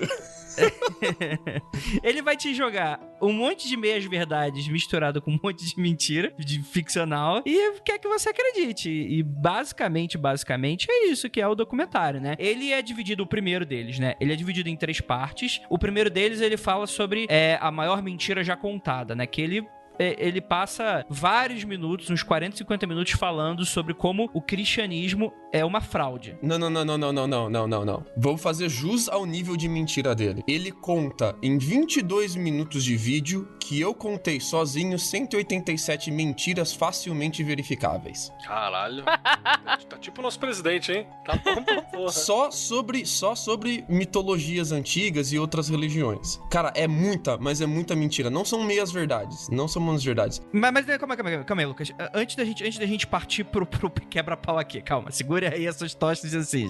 Deixa eu explicar exatamente o que é o documentário. A questão é que o documentário, ele começa com essa primeira parte, que é falando de maneira muito clara e direta que o cristianismo é uma fraude, ponto. Ele, inclusive, ele usa essa palavra e ele usa outras palavras, de que existe essa coisa da igreja tentar esconder, que na verdade Cristo e toda essa história é toda uma cópia de diversas outras religiões, e todas as religiões monoteístas ocidentais é tudo uma cópia da mesma coisa, contando uma velha história sobre um mito solar, e inclusive ele vai basear isso e vai fundamentar dentro de crenças, que inclusive é a parte daí a meia-verdade, que até eu concordo em certa maneira, que tem muito essa coisa de observação do mundo, né? Então quer dizer que os antigos povos viam o sol vir e o sol se pôr, então você vê aquilo que traz a vida, aquilo que faz a sua plantação render, aquilo que te protege dos animais noturnos e peçonhentos, né?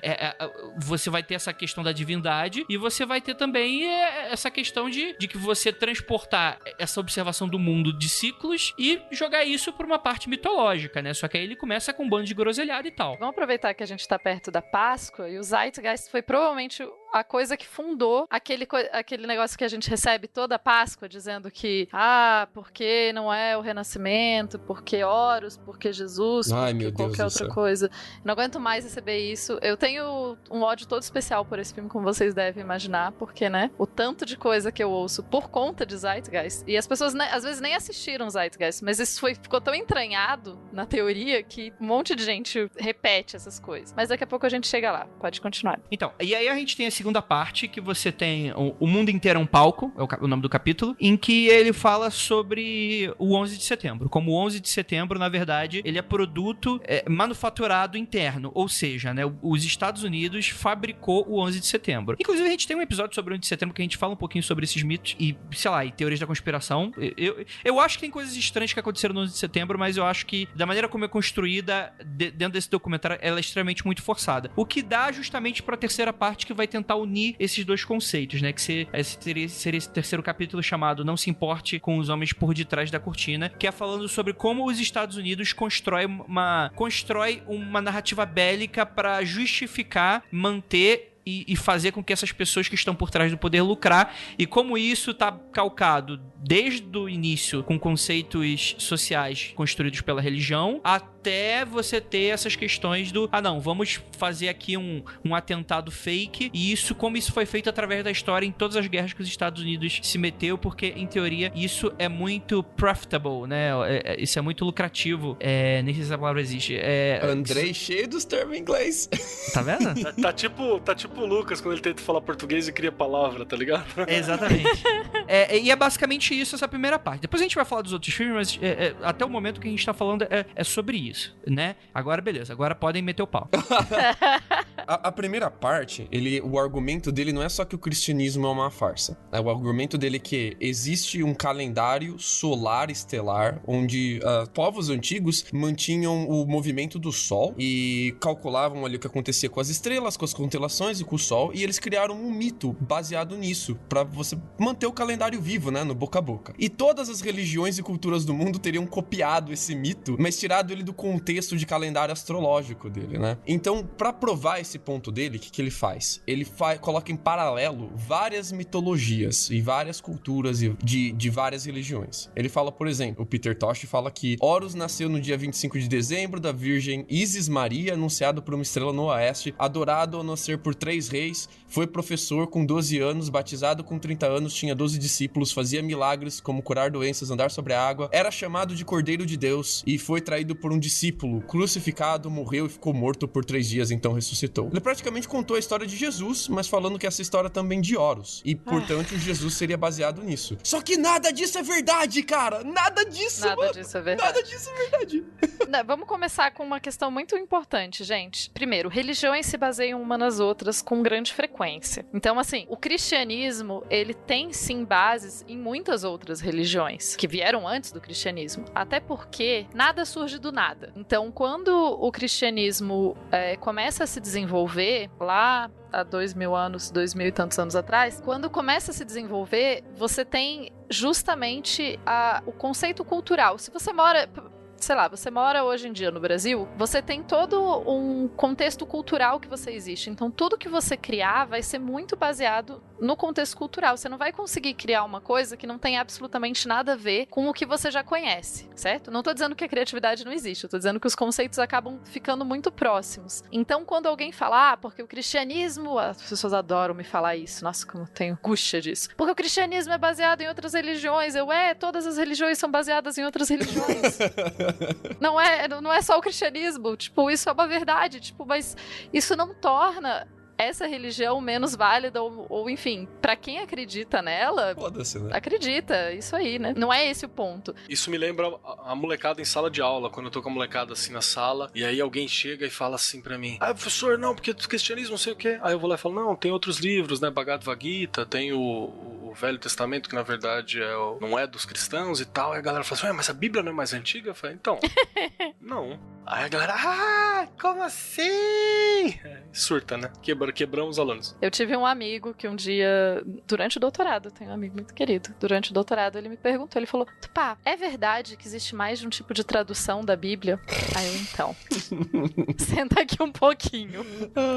Vamos conversar umas coisas. A Vulgata, que tem até unicórnio, né? Os caras botam os bichos nada a ver, assim, mó legal. Inclusive, assim, só dando uma dica pra um livro que é bem acessível e que ajuda a entender bastante como que as religiões vão se misturando, enfim. É um livro chamado Cosmos, Caos e o Mundo que Virá, do Norman Cohn, traduzido para o português, é relativamente fácil de achar, e ele fala sobre as origens das crenças no fim do mundo, as crenças do apocalipse. Mas quando ele está examinando, então, esse aspecto específico do cristianismo, e ele vai voltar em várias outras religiões, e ele vai falar do Egito, Mesopotâmia, da Índia Védica, do Zoroastrismo, mas ele não quer dizer que todas elas são a mesma religião. Ele quer mostrar como existem conceitos culturais que se conversam, né? Conversam quando você tem... Inclusive, isso é uma coisa que a gente estuda em história. Por exemplo, quando eu vejo um conceito que eu conheço no lugar A e daí eu começo a ver esse conceito no lugar B, eu vou investigar, será que tinham rotas comerciais entre esses dois lugares? Como será que esse conceito foi traduzido de um lugar para o outro? E daí você vê as diferenças entre os dois conceitos, porque eles nunca são exatamente iguais. E isso que me dói tanto do Zeitgeist, é ele colocar que, são a mesma coisa. Não são. Isso, na verdade, de você falar que essas religiões são a mesma coisa, é uma visão super colonialista, super de branco do hemisfério norte, porque ele não, assim, ele olha para uma religião 1 e olha para a religião 2, ele não procura entender a religião em si. Ele olha, tipo, sei lá, as pessoas se... Quer ver o que quer. As pessoas se vestem de azul e bebem água. Logo, é a mesma religião. Tipo, não, ele traz pro umbigo dele de volta. Isso. Né? Esse é o problema das religiões comparadas, inclusive, né, cara? Que foi uma ciência que foi tão falada, né, no fim do século XIX, início do XX. O problema do Zeitgeist não é nem só comparar a religião, é comparar a religião com factoides que não existem. Ó. Uhum. Por favor, liste. Em 30 segundos, eu precisei de 1 hora pra desmentir o que esse cara fala em 30 segundos. O Horus não é o Deus Sol. Quem é o Deus Sol é o Ra, ele é o Sol do meio-dia. O Horus, ele é considerado como se fosse o Deus Céu, né? Tem toda a questão de ele ter o Sol em um olho e a Lua no outro. O Peter do Zeitgeist, ele diz que Horus e Sete têm uma luta eterna em que Horus ganha durante o dia e Sete ganha durante a noite, por isso tem dia e noite. Mas não tem nada a ver. O Sete, ele matou o Ra, mas ele não chega a matar o Horus. Tem algum debate se ele matou o Horus quando era bebê, mas não tem nada a ver com o que ele descreve. A data de 25 de dezembro só ganha destaque depois com Aurélio, cara, no terceiro século depois de Cristo já, cara. Não tem absolutamente nada que diga que Horus nasceu em 25 de dezembro, como ele diz. Inclusive, se for tentar traduzir o nosso calendário de volta pro que era o egípcio, é capaz de cair mais ou menos entre outubro e novembro o nascimento do Horus, né? Inclusive, eu gravei um episódio todinho que saiu lá no Dragões de Garagem só sobre calendário. É uma narrativa que eu fiz sozinha, né? Então ele foi um especial de Ano Novo e ele fala só sobre os calendários, sobre isso de por que existia calendário solar, o que é um calendário lunar, existiam os calendários lunisolares, como que se criavam esses calendários, como que eles influenciavam o mundo, como que se calcula essa questão de, como você falou, né? Se a gente for olhar que mês que era correspondente ao nosso, é uma bagunça, gente.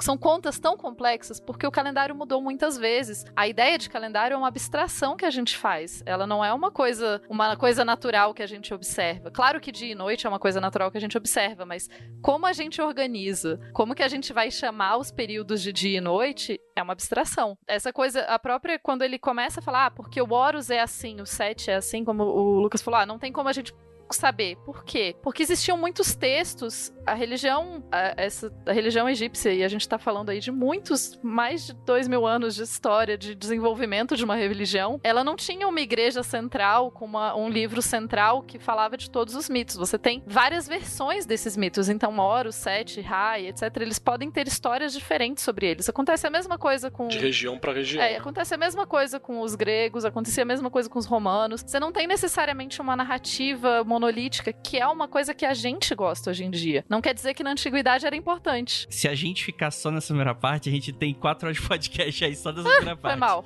Não, tá tudo certo. Não, tá tudo certo. Isso aqui serve mais pra exemplificar pro nosso ouvinte, por exemplo, problemas muito pontuais que a gente vai citar aí durante mais pra frente e tal. E pra mim, eu queria, na verdade, puxar isso pra acender aqui um debate. Por exemplo, a gente entende que em 2007, vamos nos colocar aqui nesse período, 2005 a 2007, que é quando o documentário é lançado. Vou jogar uma pergunta pra vocês, que provavelmente algum ouvinte ou deve estar pensando ou vai fazer em algum momento. Vocês não acham que, mesmo tendo uma mentirinha ou outra, tô relativizando bastante, você não acha que, por exemplo, o intuito do cara não é só reforçar um conceito positivo, que é do tipo, gente, vamos dar menos trela pra religião e mais coisas relacionadas a coisas factíveis. Eu sei que tem gente que é muito controverso, que é muito problemático e tal, etc.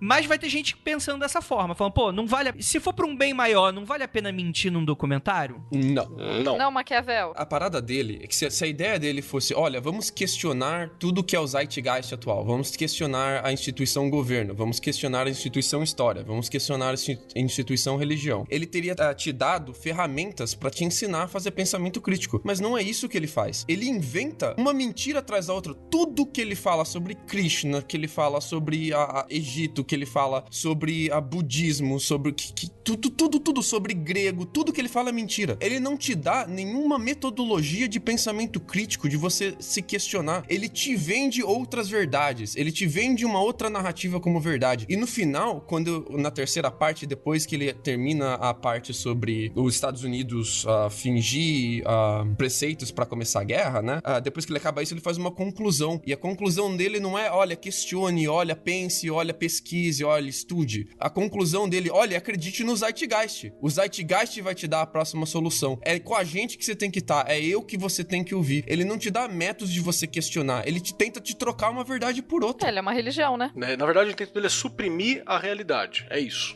Essa é a parada. A ideia dele é eu quero substituir a realidade por uma narrativa. É por isso que enquanto eu tava revendo algumas paradas dele, eu fui na minha cabeça assim, falando, olha só, não tô falando que seja a origem, mas olha só, provavelmente onde foi um dos grandes terrenos férteis pros debates que vão rolar anos depois, saca? Pros problemas que a gente tá vendo hoje. Isso aqui é um terreno extremamente fértil pra ter sido testado. Já tava funcionando o plano tá lá. E hoje a gente tem essa realidade. Em vez de te ensinar sobre astronomia, te dar as ferramentas pra você entender a astronomia, ele deturpa totalmente um problema de astronomia que a gente tem, que as pessoas não sabem que a gente tem hoje em dia, mas que a gente tem, né? Que a Terra, ela faz 7 movimentos diferentes em torno dela mesma e do Sol. A gente aprende 2 deles na escola, mas são 7 no total, né? E ele confunde totalmente o ciclo de Milankovitch com precessão axial, explica de uma forma completamente equivocada os problemas de inclinação e de mudança de ângulo e de mudança de periélio da Terra. Não te ensina nada de astronomia, não te ensina onde buscar pra estudar astronomia. Em vez disso, ele te conta uma mentira e fala, olha, a minha mentira é mais verdade do que a verdade que te contaram. Então, tipo, exatamente, em vez de te falar assim, mentiram pra você a sua vida inteira, é assim que você tem que fazer pra não ser feito de trouxa. Não, mentiram pra você a vida inteira, é assim que, é nisso daqui, na minha cartilha que você tem que acreditar. Inclusive, sabe que outro livro faz exatamente o que o Zeitgeist faz? A Bíblia. Ah, não, desculpa. Aquele livro que o Olavo gosta muito, Tudo que você precisa saber pra não ser feito de trouxa, como é que chama? É dele, inclusive, esse livro. É do Olavo, né? Que você precisa, o mínimo que você precisa saber pra não ser feito de ser idiota. Sei lá, cara, é o exato oposto do título, assim.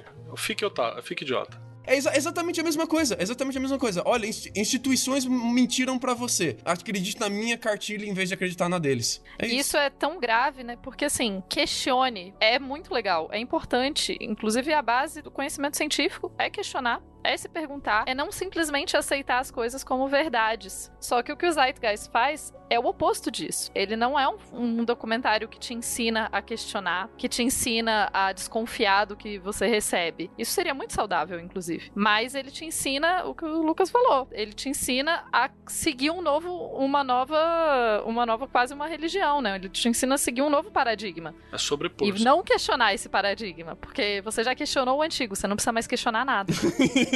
Cara, tem um momento que ele fala que não existe leis nos Estados Unidos que te obrigue a pagar imposto de renda federal. Que não existe. Que é inconstitucional e não tem nenhuma lei. E ele coloca um vídeo maluco, que eu não sei de onde ele tirou, de um suposto diretor de imposto de renda dos Estados Unidos que descobriu que não tem nenhuma lei que force os americanos a pagar imposto de renda, se demitiu e parou de pagar imposto de renda ele mesmo.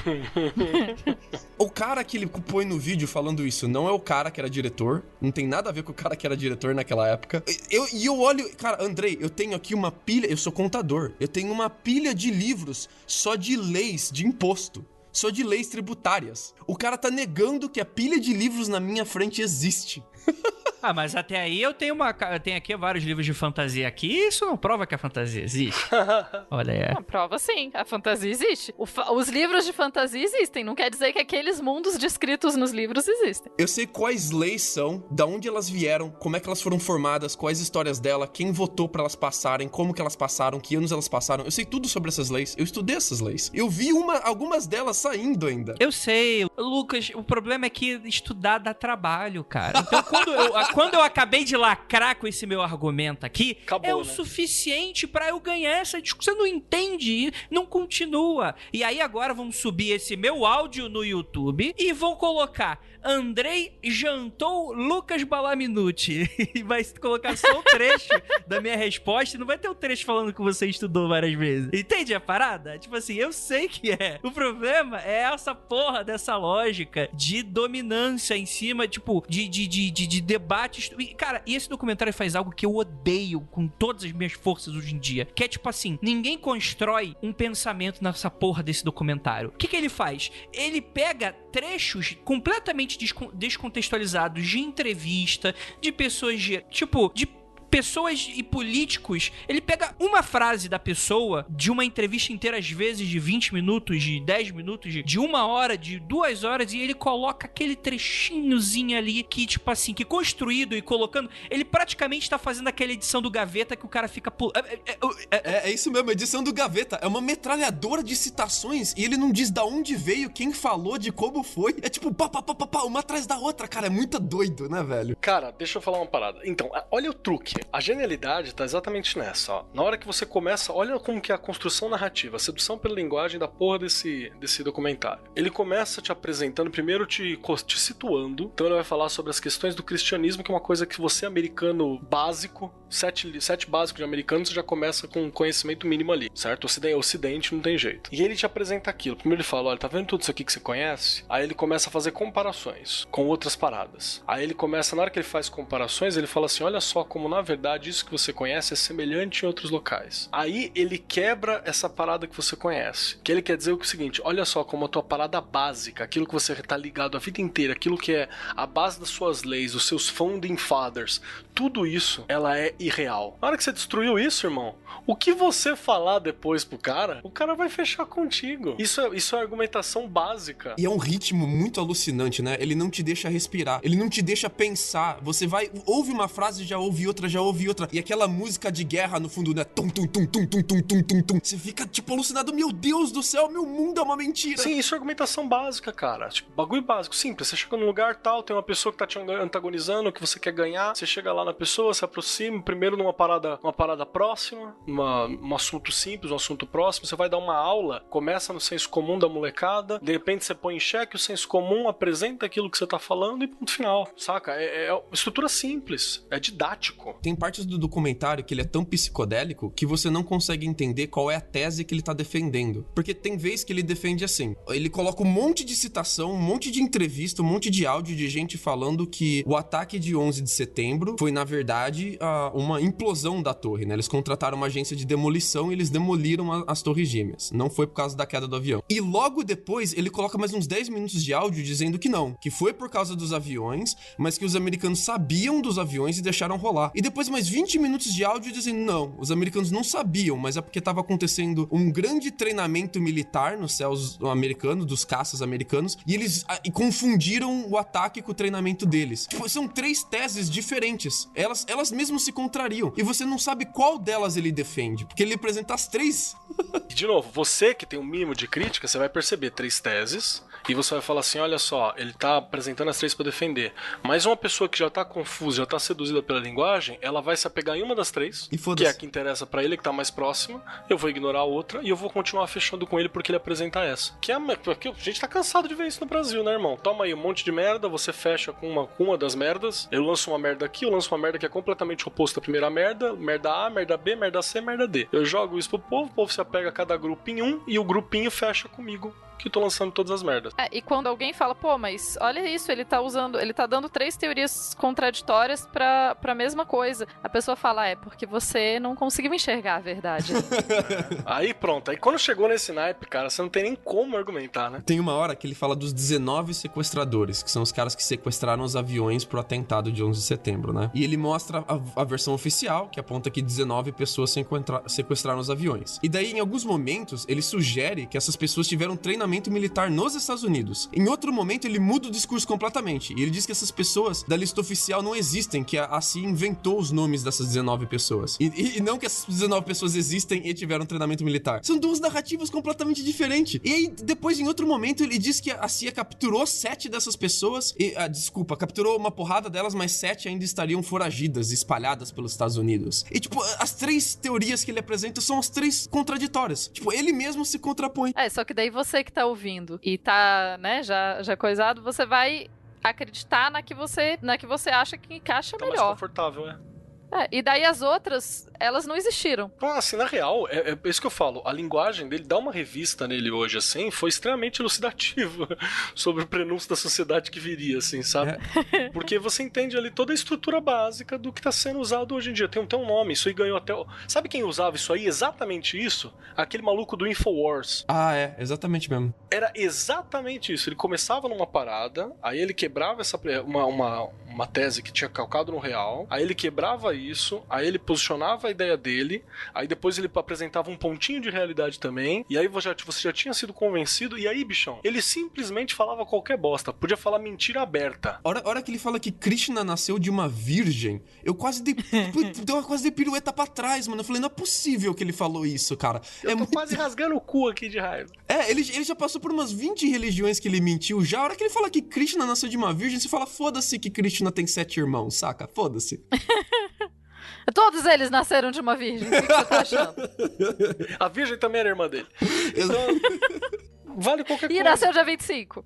Nasceu dia 25, obviamente. Eu acho muito legal as referências visuais que ele vai contrapondo, né? Porque esse cara é um gênio de edição. Ele coloca, assim, um videoclipe de animação de evolução e você reconhece isso. Bactéria virou um ser complexo, virou um peixe, virou um anfíbio, virou um réptil, virou um macaco, virou um ser humano. De repente, sol se pondo, céu nascendo, guerra. Cenas de guerra. 11 de setembro, torres gêmeas caindo, guerra. Mercado financeiro, pessoas trocando ações, colapso financeiro, dívida. Sabe o que isso prova? Isso prova que além dele ser um prenúncio da era moderna, dessa era que a gente tá vivendo aqui, esse momento da fake news aqui, essa era do rebosteio, ele também era um prenúncio do Michael Bay. É isso que ele tá mostrando. Pronto, só isso. só explosão. O Michael Bay às vezes até estudou esse documentário. Não duvido. Pode até ter feito. Vamos lançar a fake news que o Michael Bay fez?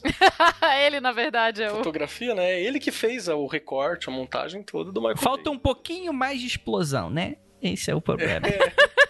E sabe por que esse documentário não é bom pra você desenvolver o seu pensamento crítico, André? Porque ele caga em todas as discussões sérias de problemas reais que a gente podia estar tendo sobre esses assuntos. Os problemas reais sobre doutrinações religiosas, problemas reais sobre o mercado financeiro e como funciona o sistema de distribuição de renda, problemas reais sobre métodos imperialistas e guerras e conflitos internacionais. Você não consegue ter discussões palpadas mais na realidade, porque qualquer discussão que você vai ter, vem um cara com conhecimento zeitgeist sobre o assunto e eleva isso à nona potência, sacou? É só espetáculo, né? Você perde a capacidade de ter discussões reais, porque todos esses temas que ele tá apontando aqui são temas que realmente existem problemas em torno deles para serem discutidos, problemas sérios, discussões sérias que a gente podia estar tendo, mas em vez de estar discussões sérias sobre eles, eu tô tendo que explicar pras pessoas que o Dionísio não era o Jesus grego, sacou? Mas o Dionísio não era Jesus grego, mas ele tá falando ali de débito bancário, de como que os Estados Unidos faz dinheiro, que faz dinheiro do nada, e aí você nasceu endividado, cara. Como é que você não vai falar disso? Isso aí tem que falar, mano. Imposto é roubo, André. Imposto é roubo. Aliás, onde é que foi parar essa galera, hein? Tô lembrado, tava pensando esses dias, falei, rapaz, o que aconteceu com essa galera? Vamos SUS agora, né?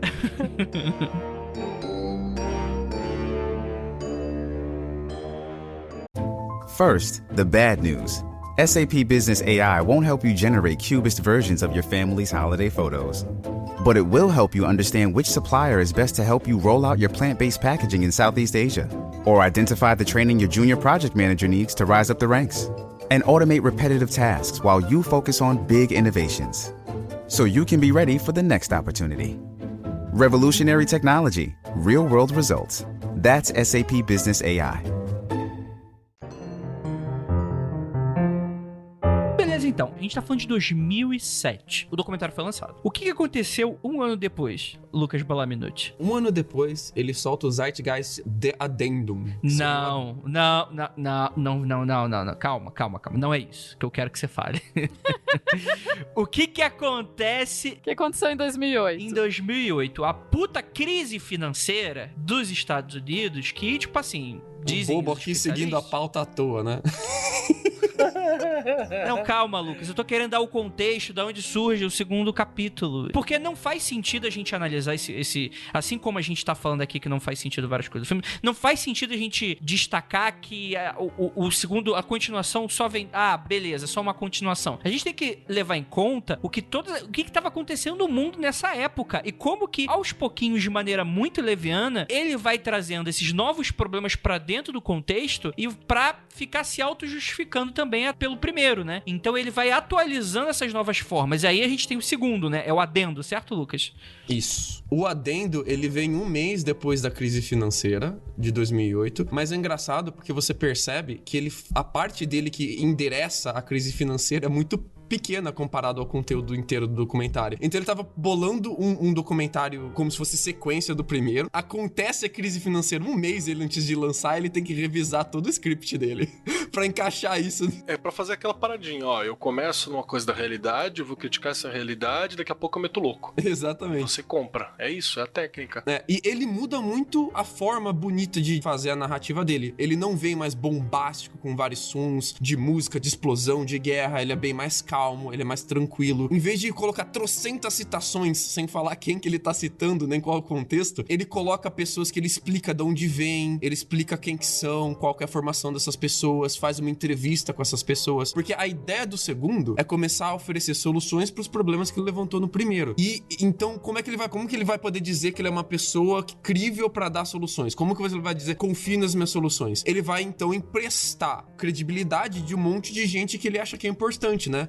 Ele faz a introdução ao Fresco, que é o Projeto Vênus, explica o que é o Projeto Vênus, coloca o John Perkins pra falar de economia, e ele vai começar a colocar todos esses outros especialistas, né, pra falar desses assuntos agora. Então, tipo, como ele quer passar uma coisa de credibilidade pra você acreditar nele, não é tão acelerado, ele quer que você entenda o que ele fala, é bem mais didático, né, uma linguagem de explicagem bem mais didático, é uma linguagem impressionante porque você escuta a história dos caras falando e você pensa, nossa, faz sentido porque essa pessoa viveu isso, não é faz sentido porque essa pessoa está comparando um PowerPoint mais pra mim, entendeu? Ele puxa um pouco mais pro pessoal, então ele é bem diferente, assim, a pegada dele é extremamente diferente do primeiro, assim, bem drástico, assim, de diferente, né? Sim. Ele, inclusive, eu acho que ele perde um pouco a mão, eu acho que, inclusive, o segundo ele é muito mais insuportável que o primeiro, no sentido, não das mentiras, mas, mano, ele é só infodump pra caralho na sua cara, você não tem, tipo assim, sabe aquela coisa, tipo assim, tem muita informação, mas tu tá absorvendo pouco, que é o que ele quer que você faça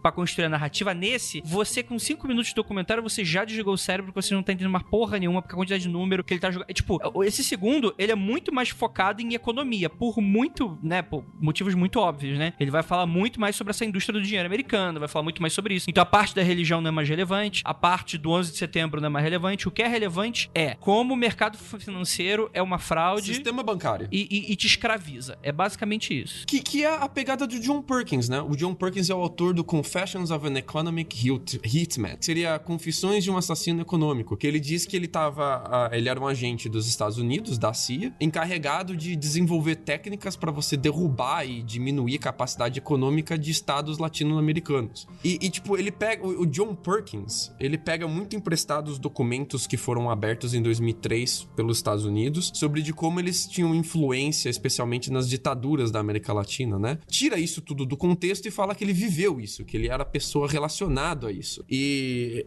ele quer tentar te convencer a partir de uma pessoa dizendo, olha, não só é uma conspiração pra subjugar outros países, pra subjugar você como indivíduo também, como eu tenho aqui o cara que fazia parte dessa conspiração. Ele vai dizer tudo pra gente agora, né? Só um pequeno parênteses, assim, o que não quer dizer que os Estados Unidos, de fato, não contribuem pra desestabilizar diversos outros países, né? Sim, exatamente. A gente não tá dizendo o contrário disso, né? A gente só tá dizendo que não é dessa forma que ele tá explicando. Lembrando do fundinho de real, que é importante você ter um pontinho ali de realidade pra calcar essa loucura toda. E esse infodump que ele faz sobre o sistema bancário, cara, é um infodump, assim, que ele é muito mais calcado na realidade. O primeiro, ele te oferece muito mais mentiras, ele mente muito mais. Nesse, ele te esconde muito mais informações que contrariam o que ele diz. Então ele te explica a forma que o sistema bancário funciona, de uma forma que você vai falar, nossa, é muito feito pra eu virar um escravo, mas não te explica as partes que contradizem o que ele tá dizendo, entendeu? Esse, ele é mais minucioso minucioso no sentido de dizer menos mentiras e dizer mais meias verdades, né? É interessante, né? Porque essa coisa, esse pezinho na realidade é fundamental, porque pra alguém que não conhece, alguém que não é da área, tal, você vai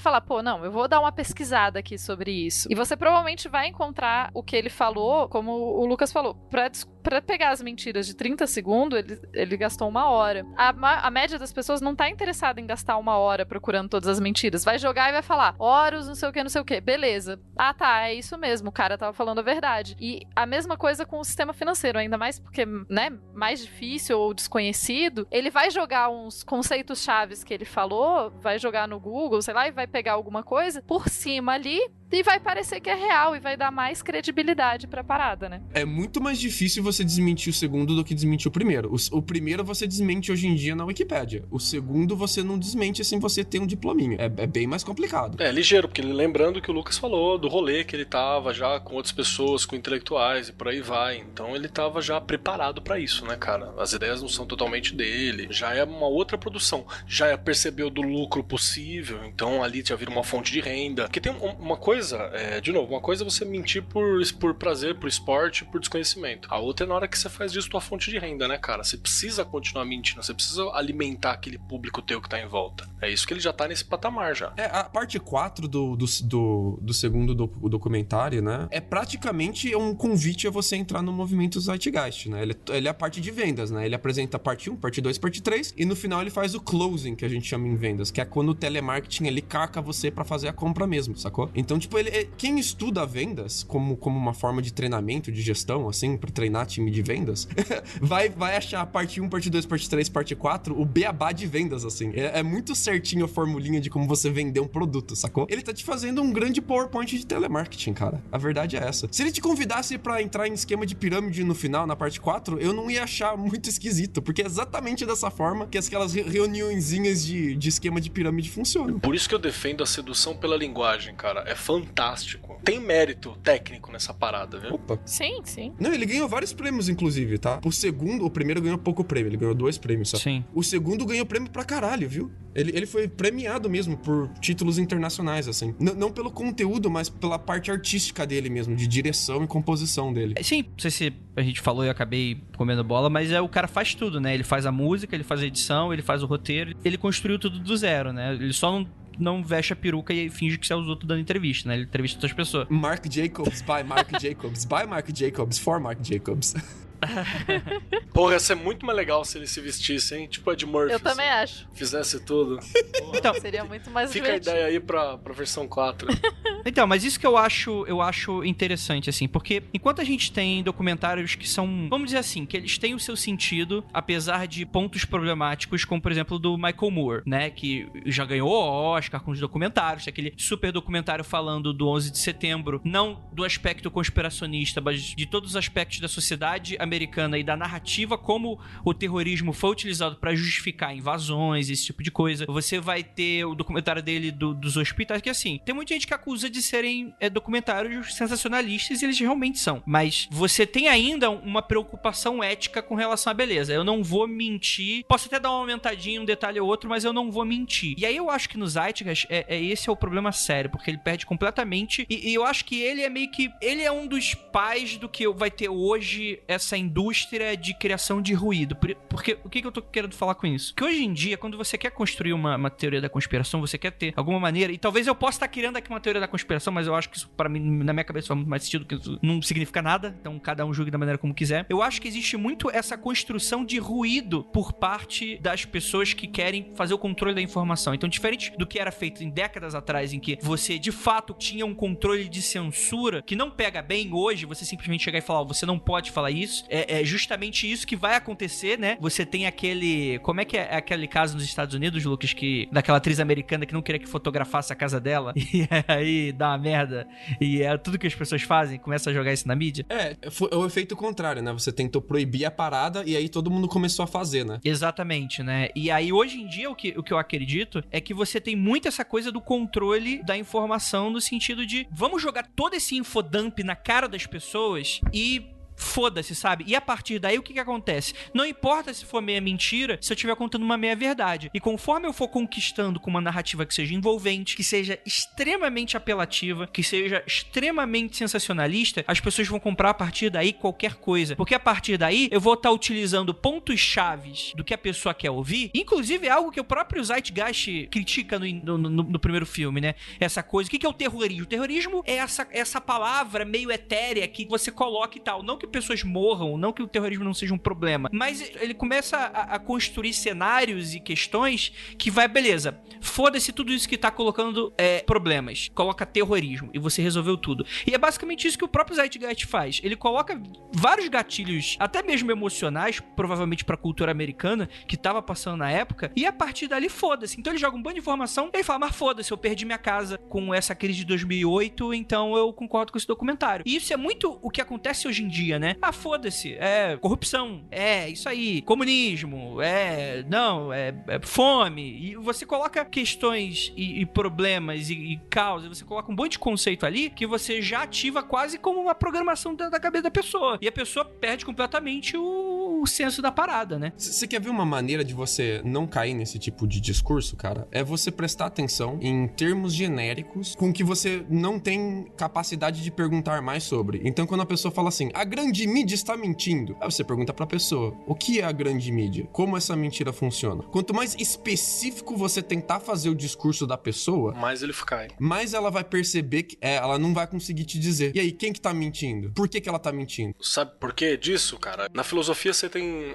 aqueles caras que eram os inimigos do Sócrates e seus discípulos, né? Os sofistas. Que seria o sofista? O sofista era o cara que era bom de fala, ele era um filósofo comprado, né? Era um cara que tava lá pra fazer as defesas. Mais ou menos o que a gente tem fazendo hoje. Então, o método socrático, ele é o inimigo disso. O que é o método socrático? É você colar um porquê no porquê. É exatamente isso. O cara falou assim, então, realmente, que grande mídia? A Globo. Mas como que isso chegou em você? Ah, não, porque a gente descobriu. Mas como você descobriu? A Globo não era toda poderosa e consegue manipular a informação? Saca? Você vai começando a perguntar. Quais mentiras específicas ela tá contando? Quem está patrocinando exatamente? De que forma esse patrocínio é feito?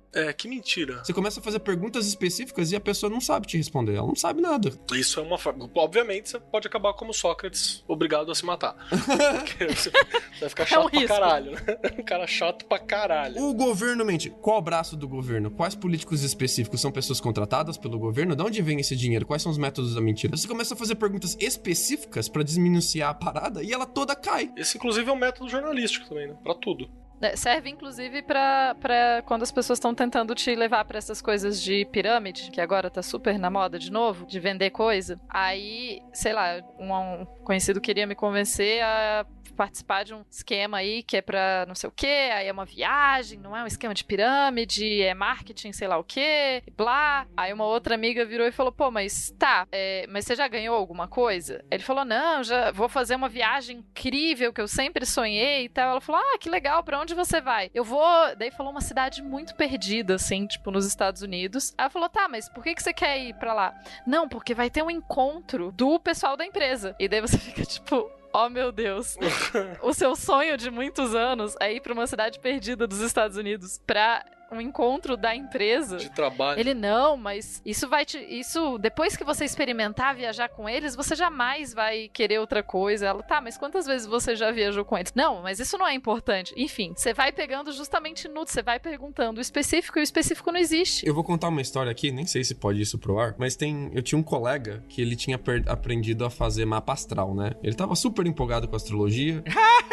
Já fazia uns anos que ele tava empolgadaço com astrologia, uns 3, 4 anos. Eu tenho uns colegas que aprenderam a fazer mapa astral. Eu sei fazer mapa astral. Inclusive o dele está aqui. A parada é que ele queria me vender o mapa astral dele, queria que eu comprasse o mapa astral dele. E eu falei assim, cara, se você quer me vender a parada, me dá um gostinho dela então, fala pra mim o que você acha. Aí ele tomando um café com ele, eu falei a minha data de nascimento, falei onde que eu nasci, como é que eu nasci e tal. E ele olhando, assim, na paradinha que ele tinha escrito, ele tinha umas paradas escritas no celular dele, assim, né, sobre os mapas que ele fazia. Falou, Lucas, você é uma pessoa que viaja muito. Aí eu falei, filha da puta, né, eu tô nos Estados Unidos, por quê, será? Não.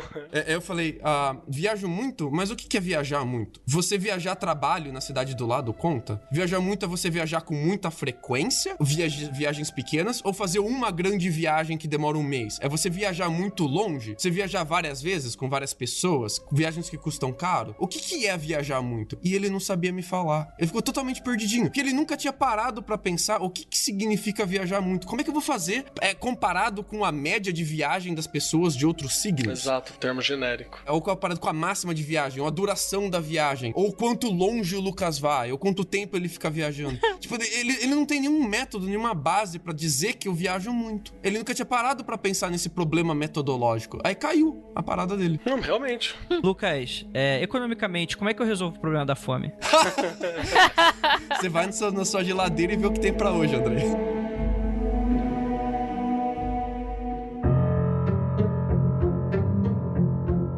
Bem, e aí a gente tem 2011, o terceiro... E assim, esse eu vou admitir que esse eu não consegui ver. Esse eu não tive tempo para ver e eu não quis também. Mas sabe o que é esse terceiro aí, Lucas? Eu me poupei, né? Eu me poupei disso. Eu sacrifiquei o Lucas em nome da minha sanidade mental. Fale, Lucas, sobre o que é esse terceiro? O terceiro, ele é um repeteco do segundo, com mais entrevistas, uma tentativa mais forte de se estabelecer como intelectual. Na metade da produção dele, ele foi chutado pra fora do Projeto Vênus, então metade dele é com entrevistas, metade dele é citando grandes pensadores. John Locke, Adam Smith.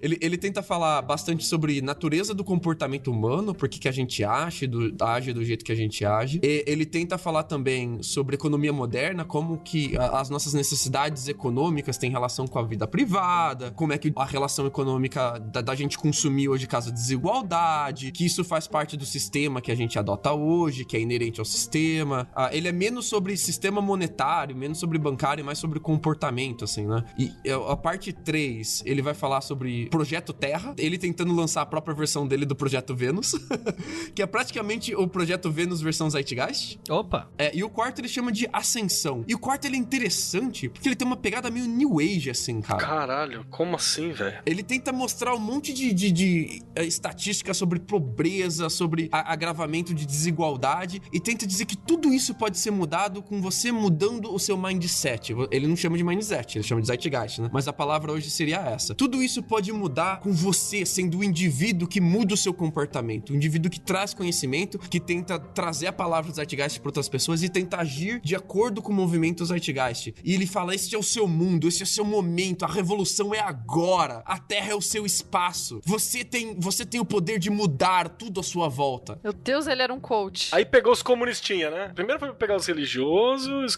os cristãos e os insatisfeitos. Segundo foi pegar os liberalzinhos. Agora nesse aí vai pegar os comunistinhas. A Tupá falou bem, é bem coach essa pegada, né? Ele falando, você muda o seu comportamento, as coisas à sua volta e tenta fazer com que as pessoas às volta delas mudem o comportamento delas. Tem uma pegada muito menos de revolução, assim. O primeiro tem muito de, vamos revolucionar, vamos quebrar o governo, quebrar a religião, é agora. O segundo é uma pegada mais de movimento social, vamos protestar, vamos ir lá bater de frente com eles. O terceiro é mais uma coisa mais de coach, assim. Você pode mudar o seu comportamento, a sua bolha social e convencer as pessoas a mudarem também a sua volta. Reprograma seu DNA.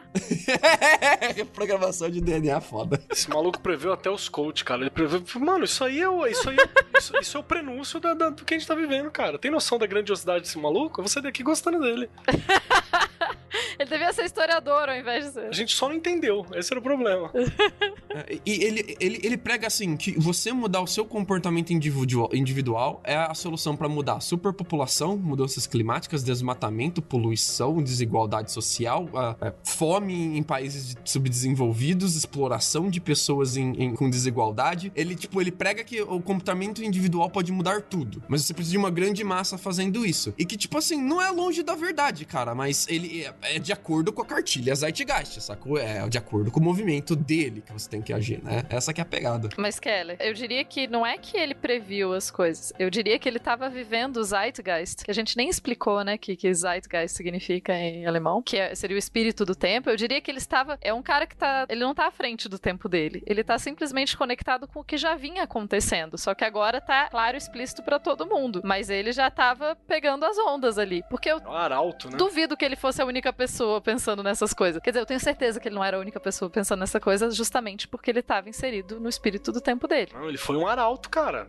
Tô olhando aqui, eu tenho certeza disso agora. O cara é o... Arauto não, as coisas já aconteciam na época dele. Era um avatar da época ali, puxando. Puta que me pariu. Não, eu digo arauto porque ele foi a primeira pessoa que eu acho que fez uma coisa de grande mídia, né? Pra falar a respeito. A parada já tá acontecendo, mas ele é o primeiro a pronunciar isso, né? Pelo que eu tô olhando, né? Não, é porque eu odeio quando as pessoas virem e falam, porque tal pessoa estava à frente do tempo dela. Não estava à frente do tempo dela. Ela estava só pegando o que já tava ali. Uma pessoa, antes de ser filho dos seus pais, é filho do seu tempo, né? Ninguém tá à frente. Com certeza. A pessoa se parece mais com o seu tempo do que com seus pais, já diria Mark Bloch, né? É, muito louco isso, cara. Eu fico desesperado, inclusive, vendo isso agora. Tipo, estava ali, era só ver e entender. E é por isso que historiadores são profetas do passado e não do presente. A gente estuda o que já aconteceu, porque daí a gente consegue enxergar essas coisas. Quando a gente tá vivendo, a gente não consegue enxergar, então quer dizer que história é astrologia pra quem? Aí agora eu preciso construir o novo. Porque não tá prevendo porra nenhuma, porque eu não tô sabendo de nada. É a astrologia do que já foi. É a astrologia do que já foi. É a astrologia do que já foi. Exatamente. Ser historiador é ser profeta do passado. Olha, aí é muito fácil, engenheiro de obra pronta. Tu olha o prédio, ó que cagada. Mas é muito fácil. Mas é precisamente o que a gente Olha que cagada. Olha que cagada. Aí vai dar WhatsApp na mão da tia, olha o que aconteceu aí, ó. Porra, aí também brincadeiras à parte. Não é brincadeira não, né? É verdade. É brincadeira Zeitgeist. São meias brincadeiras e meias seriedades. Gente, finalizando aqui o nosso papo, o que a gente tem que dar nota? Não, sacanagem. Não, mas o que vocês acham, assim? Vocês acham que, de certa forma, contribuiu isso pro mundo? Você acha que se tivesse um Zeitgeist parte 4, o que ele seria? Tendo em vista o que, cara? Rolou primavera... 2011 tava rolando Primavera Árabe, teve manifestações em 2013 no mundo todo, você teve a eleição do Trump, que é um cara que, enfim, se vendia como anti-establishment, né? Antissistêmico, a gente teve aqui diversos lugares do mundo. O que vocês acham que seria aí um Zeitgeist 4? O que vocês acham? Eu acho que ele tinha que criticar isso que tá aqui. Ele tinha que ser, tipo, a favor da ciência, manja? Pô, mas aí Ele tem que fazer o oposto da parada, assim. É tipo o que rolou com os discordianos, assim, eu já falei isso aqui. O rolê de Terra plana, por exemplo, ele era uma parada dos discordianos, que eles faziam, não tô dizendo que foram eles que criaram isso, mas eles divulgaram isso fudidamente. Isso e aquele... Ai, caralho, era o do projeto Mindfuck, né? Que era fazer as pessoas olharem pra realidade e verem que a realidade ela não é tão sólida e tão firme quanto se pensava. Real, era isso que a galera fazia. O problema é que eu acho que desmanchou no ar de tão não sólida que deu ruim. É. E hoje em dia, o que você tem é uma galera discordiana, organizada, que estão fazendo, tipo, divulgação científica, tá ligado? É isso que os caras fazem. Consertando a cagada que fizeram, né? Porque percebeu que o problema é outro, assim. A questão é que o mundo não pode estar nem pra lá nem pra cá, pra esses caras. O inimigo agora é outro, é isso? E eu acho que esse tem que ser o próximo. O inimigo agora é outro. O Zeitgeist tem que ser isso agora. Tem que ser, tipo, divulgação científica, construção de pensamento crítico.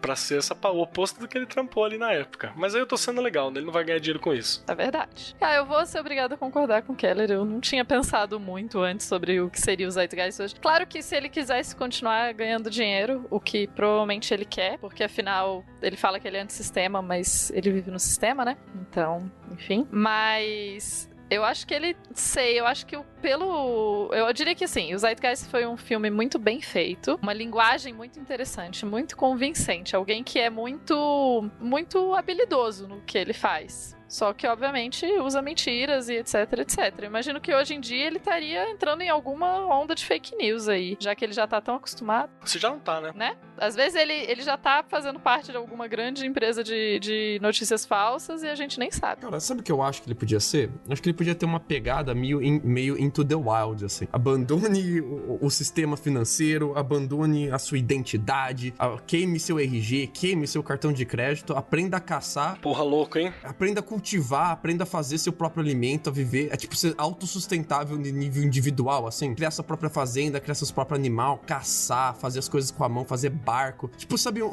faça tudo você mesmo, assim, da vida, mas, tipo, moderno, assim. Vamos usar vamos aprender hidroponia pra cultivar alimento. Pra você plantar suas maconhas. Falei isso em voz alta? Você tá dizendo que o bicho estaria se preparando dessa galera que se prepara pro apocalipse? Isso, uma pegada meio, tipo, autossustentável, ecológica, clássica, misturando, tipo, Into the Wild com uma coisa mais moderna, assim. Cara, existe um pessoal fazendo isso, tá ligado, né? Sim, sim. Viva de escambo, produza suas próprias coisas, troca com a galera que faz isso e sei lá, dê dinheiro pros seus artistas locais. Eu já frequentei umas ecovilas, assim, que a galera faz um trampo mais ou menos nessa linha aí. Tipo, tem umas paradas que vendem e tal, mas é mais ou menos nessa linha. A ideia deles é, tipo, sei lá, não dá pra fazer a grande revolução, então eu vou construir aqui a minha zona de rolê onde eu vou estar livre dessa parada toda. E torcer pra nunca ser massacrado pelo sistema. Inclusive, eu tava lembrando aqui, eu tenho um amigo que é programador, e daí ele falou que ele foi um dia ele tava numa conferência com outros programadores lá na Gringolândia, e daí, conversando com a galera e tal, daí ele ouviu um dos caras... Tipo, hacker, né, gente? É bem história de hacker. Aí disse que um dos caras virou e falou, tipo, eu não tenho passaporte, não tenho documentos. Ele assim, como assim você não tem documentos? Não tenho documentos. Mas você não viaja? Não vejo nenhuma necessidade em viajar, não tenho documentos, não tenho nada rastreável pelo governo, né? Porque o governo é malvado e tal. Fora do grid. Fora do grid. Aí, então, na mesma roda, tinha uma moça que virou e falou, não, mas assim você não consegue... não viajar é muito palha, você devia fazer que nem eu falsifico meus documentos. Eu não tenho documentos reais. Aí meu amigo tava junto, ele fez tipo, cara, velho, vocês são muito doidos. Mano, já foi muito rolê que eu já fui nisso aí. Olha, outra pegada legal pra um Zeitgeist novo seria uma coisa anti-internet. Temos que abandonar a internet, temos que voltar à era analógica, temos que abandonar redes sociais. Redes sociais foram feitas pra controlar o seu comportamento e vender mercadorias. Já teve uma lua essas, tá ligado? Aquele que inclusive foi o fundador lá, que ele tem não sei quantos argumentos pra você abandonar sua rede social. Já viu isso aí? Olha, eu não conheço, cara. Vou procurar agora o livro do maluco. Que, tipo assim, ele é um humano envolvido com esses rolês, todos 10 argumentos para você deletar suas redes sociais. O Jaron Lanier. Olha só. Que ele trabalhava com esse rolê de rede social e tal, e ele fez um livro inteiro falando assim, cara, não vai rolar, mano. Sai dessa merda. É cientista da computação e tava trabalhando com rolê de realidade virtual há muito tempo atrás, desde os inícios dos anos 80, e ele olhou e falou, vai, para com essa merda que isso aí nós tá fudido. Rede social é feito pra controlar o seu comportamento, te estudar, te analisar, ter todos os dados sobre a sua vida, saber o que vender sobre você e fazer você ficar viciado em informação idiota e inútil. Exatamente. E aí um documentário nesse estilo, assim. Tá errado? Não tá errado, né? Mas, tipo, Zeitgeist é meio doido, né? Então, mas a gente tá fazendo o Zeitgeist do bem, né? A gente tá fazendo o contrário. Não, mas é a mesma coisa. O Zeitgeist, ele traz muitas coisas que não estão erradas. A ideia, né? Tipo, o sistema é ruim, porque se o sistema fosse bom, se estivesse dando certo, não tinha gente morrendo bagaralho, enfim. Só que de forma torta. Pra lucro, né? Ele fez pra ele e, tipo, com os intentos dele, né? A real é que esse cara nunca teria imaginado o sucesso que ele fez com o primeiro, né? Meteram ele, tipo, o mundo inteiro ficou sabendo o nome dele, ele foi entrevistado pelo New York Times, foi entrevistado pela Life, geral ficou conhecendo quem era esse cara, ele bombou em um nível que ninguém nunca sabia que dava pra bombar com a internet, né? Ele, inclusive, né? Exatamente, deve ter pego ele total de surpresa, e eu fico pensando ele em 2008, parece lançar o segundo, pensando assim, caralho, mano, em que eu fui me meter agora? Os malucos intelectuais, os repórteres de grandes mídias, todo mundo querendo saber mais sobre mim, que agora o que eu faço, né, cara? Nem sei como eu vim parar aqui. Eu tava só fazendo um negócio lá em casa. Sei nem o que eu tô fazendo, só tenho 6 anos. Eu só queria vender umas camisetas. E gostaria de agradecer muitíssimo a todo mundo que ficou até aqui, a vocês queridíssimos que estão assistindo essa live maravilhosa, e a você que está escutando esse podcast. E vocês têm algum jabá pra fazer aí, seus bonitos? Eu tenho. Eu quero fazer um jabá pra vocês, que agora, Marcos Keller, vocês vão conhecer um outro Keller. Quero convidar vocês pra ouvir o podcast Arco 43, que eu estou hosteando sobre educação. Olha. Nosso primeiro programa, que saiu já tem um tempinho, foi sobre currículo do ensino médio, nova BNCC e por aí vai, umas paradas assim. E vai ter um pra sair, eu acho que já deve ter saído quando esse programa sair, que é com o Átila e a Marino falando sobre os impactos do coronavírus na educação e tal, e trocando essas ideias. Vai lá que é outro Keller, é muito legal. É legal que hoje a gente tava conversando isso com o Lucas esses dias, né? Quem ouve o Mundo Freak conhece um Lucas, quem ouve o Pod Isso conhece outro Lucas, né? Então é a mesma parada, é outro Keller, assim. Então fica aí o convite pra vocês. Então, gente, se vocês quiserem ouvir umas coisas diferenciadas, mentira. Eu tô lá no Dragões de Garagem também, falando de ciências e fazendo divulgação científica. Não diria que é uma tupá tão diferente, não. A tupá é bem parecida com a daqui. Porque aqui eu também faço divulgação científica. E também pode me seguir no Twitter, @tupaguerra. Eu tento postar bastante coisa sobre manuscritos do Mar Morto e demônios e etc. por aí. Então é isso, e fica aqui a mensagem alta e clara. Ouça o ET Bilu. Também, mas às vezes todo mundo tá errado, todo mundo tem o direito de estar errado e de ser um idiota. Mas quando você não é um idiota, é melhor pra todo mundo. Então não seja um idiota. E se isolem. E aquilo, não olhem para trás.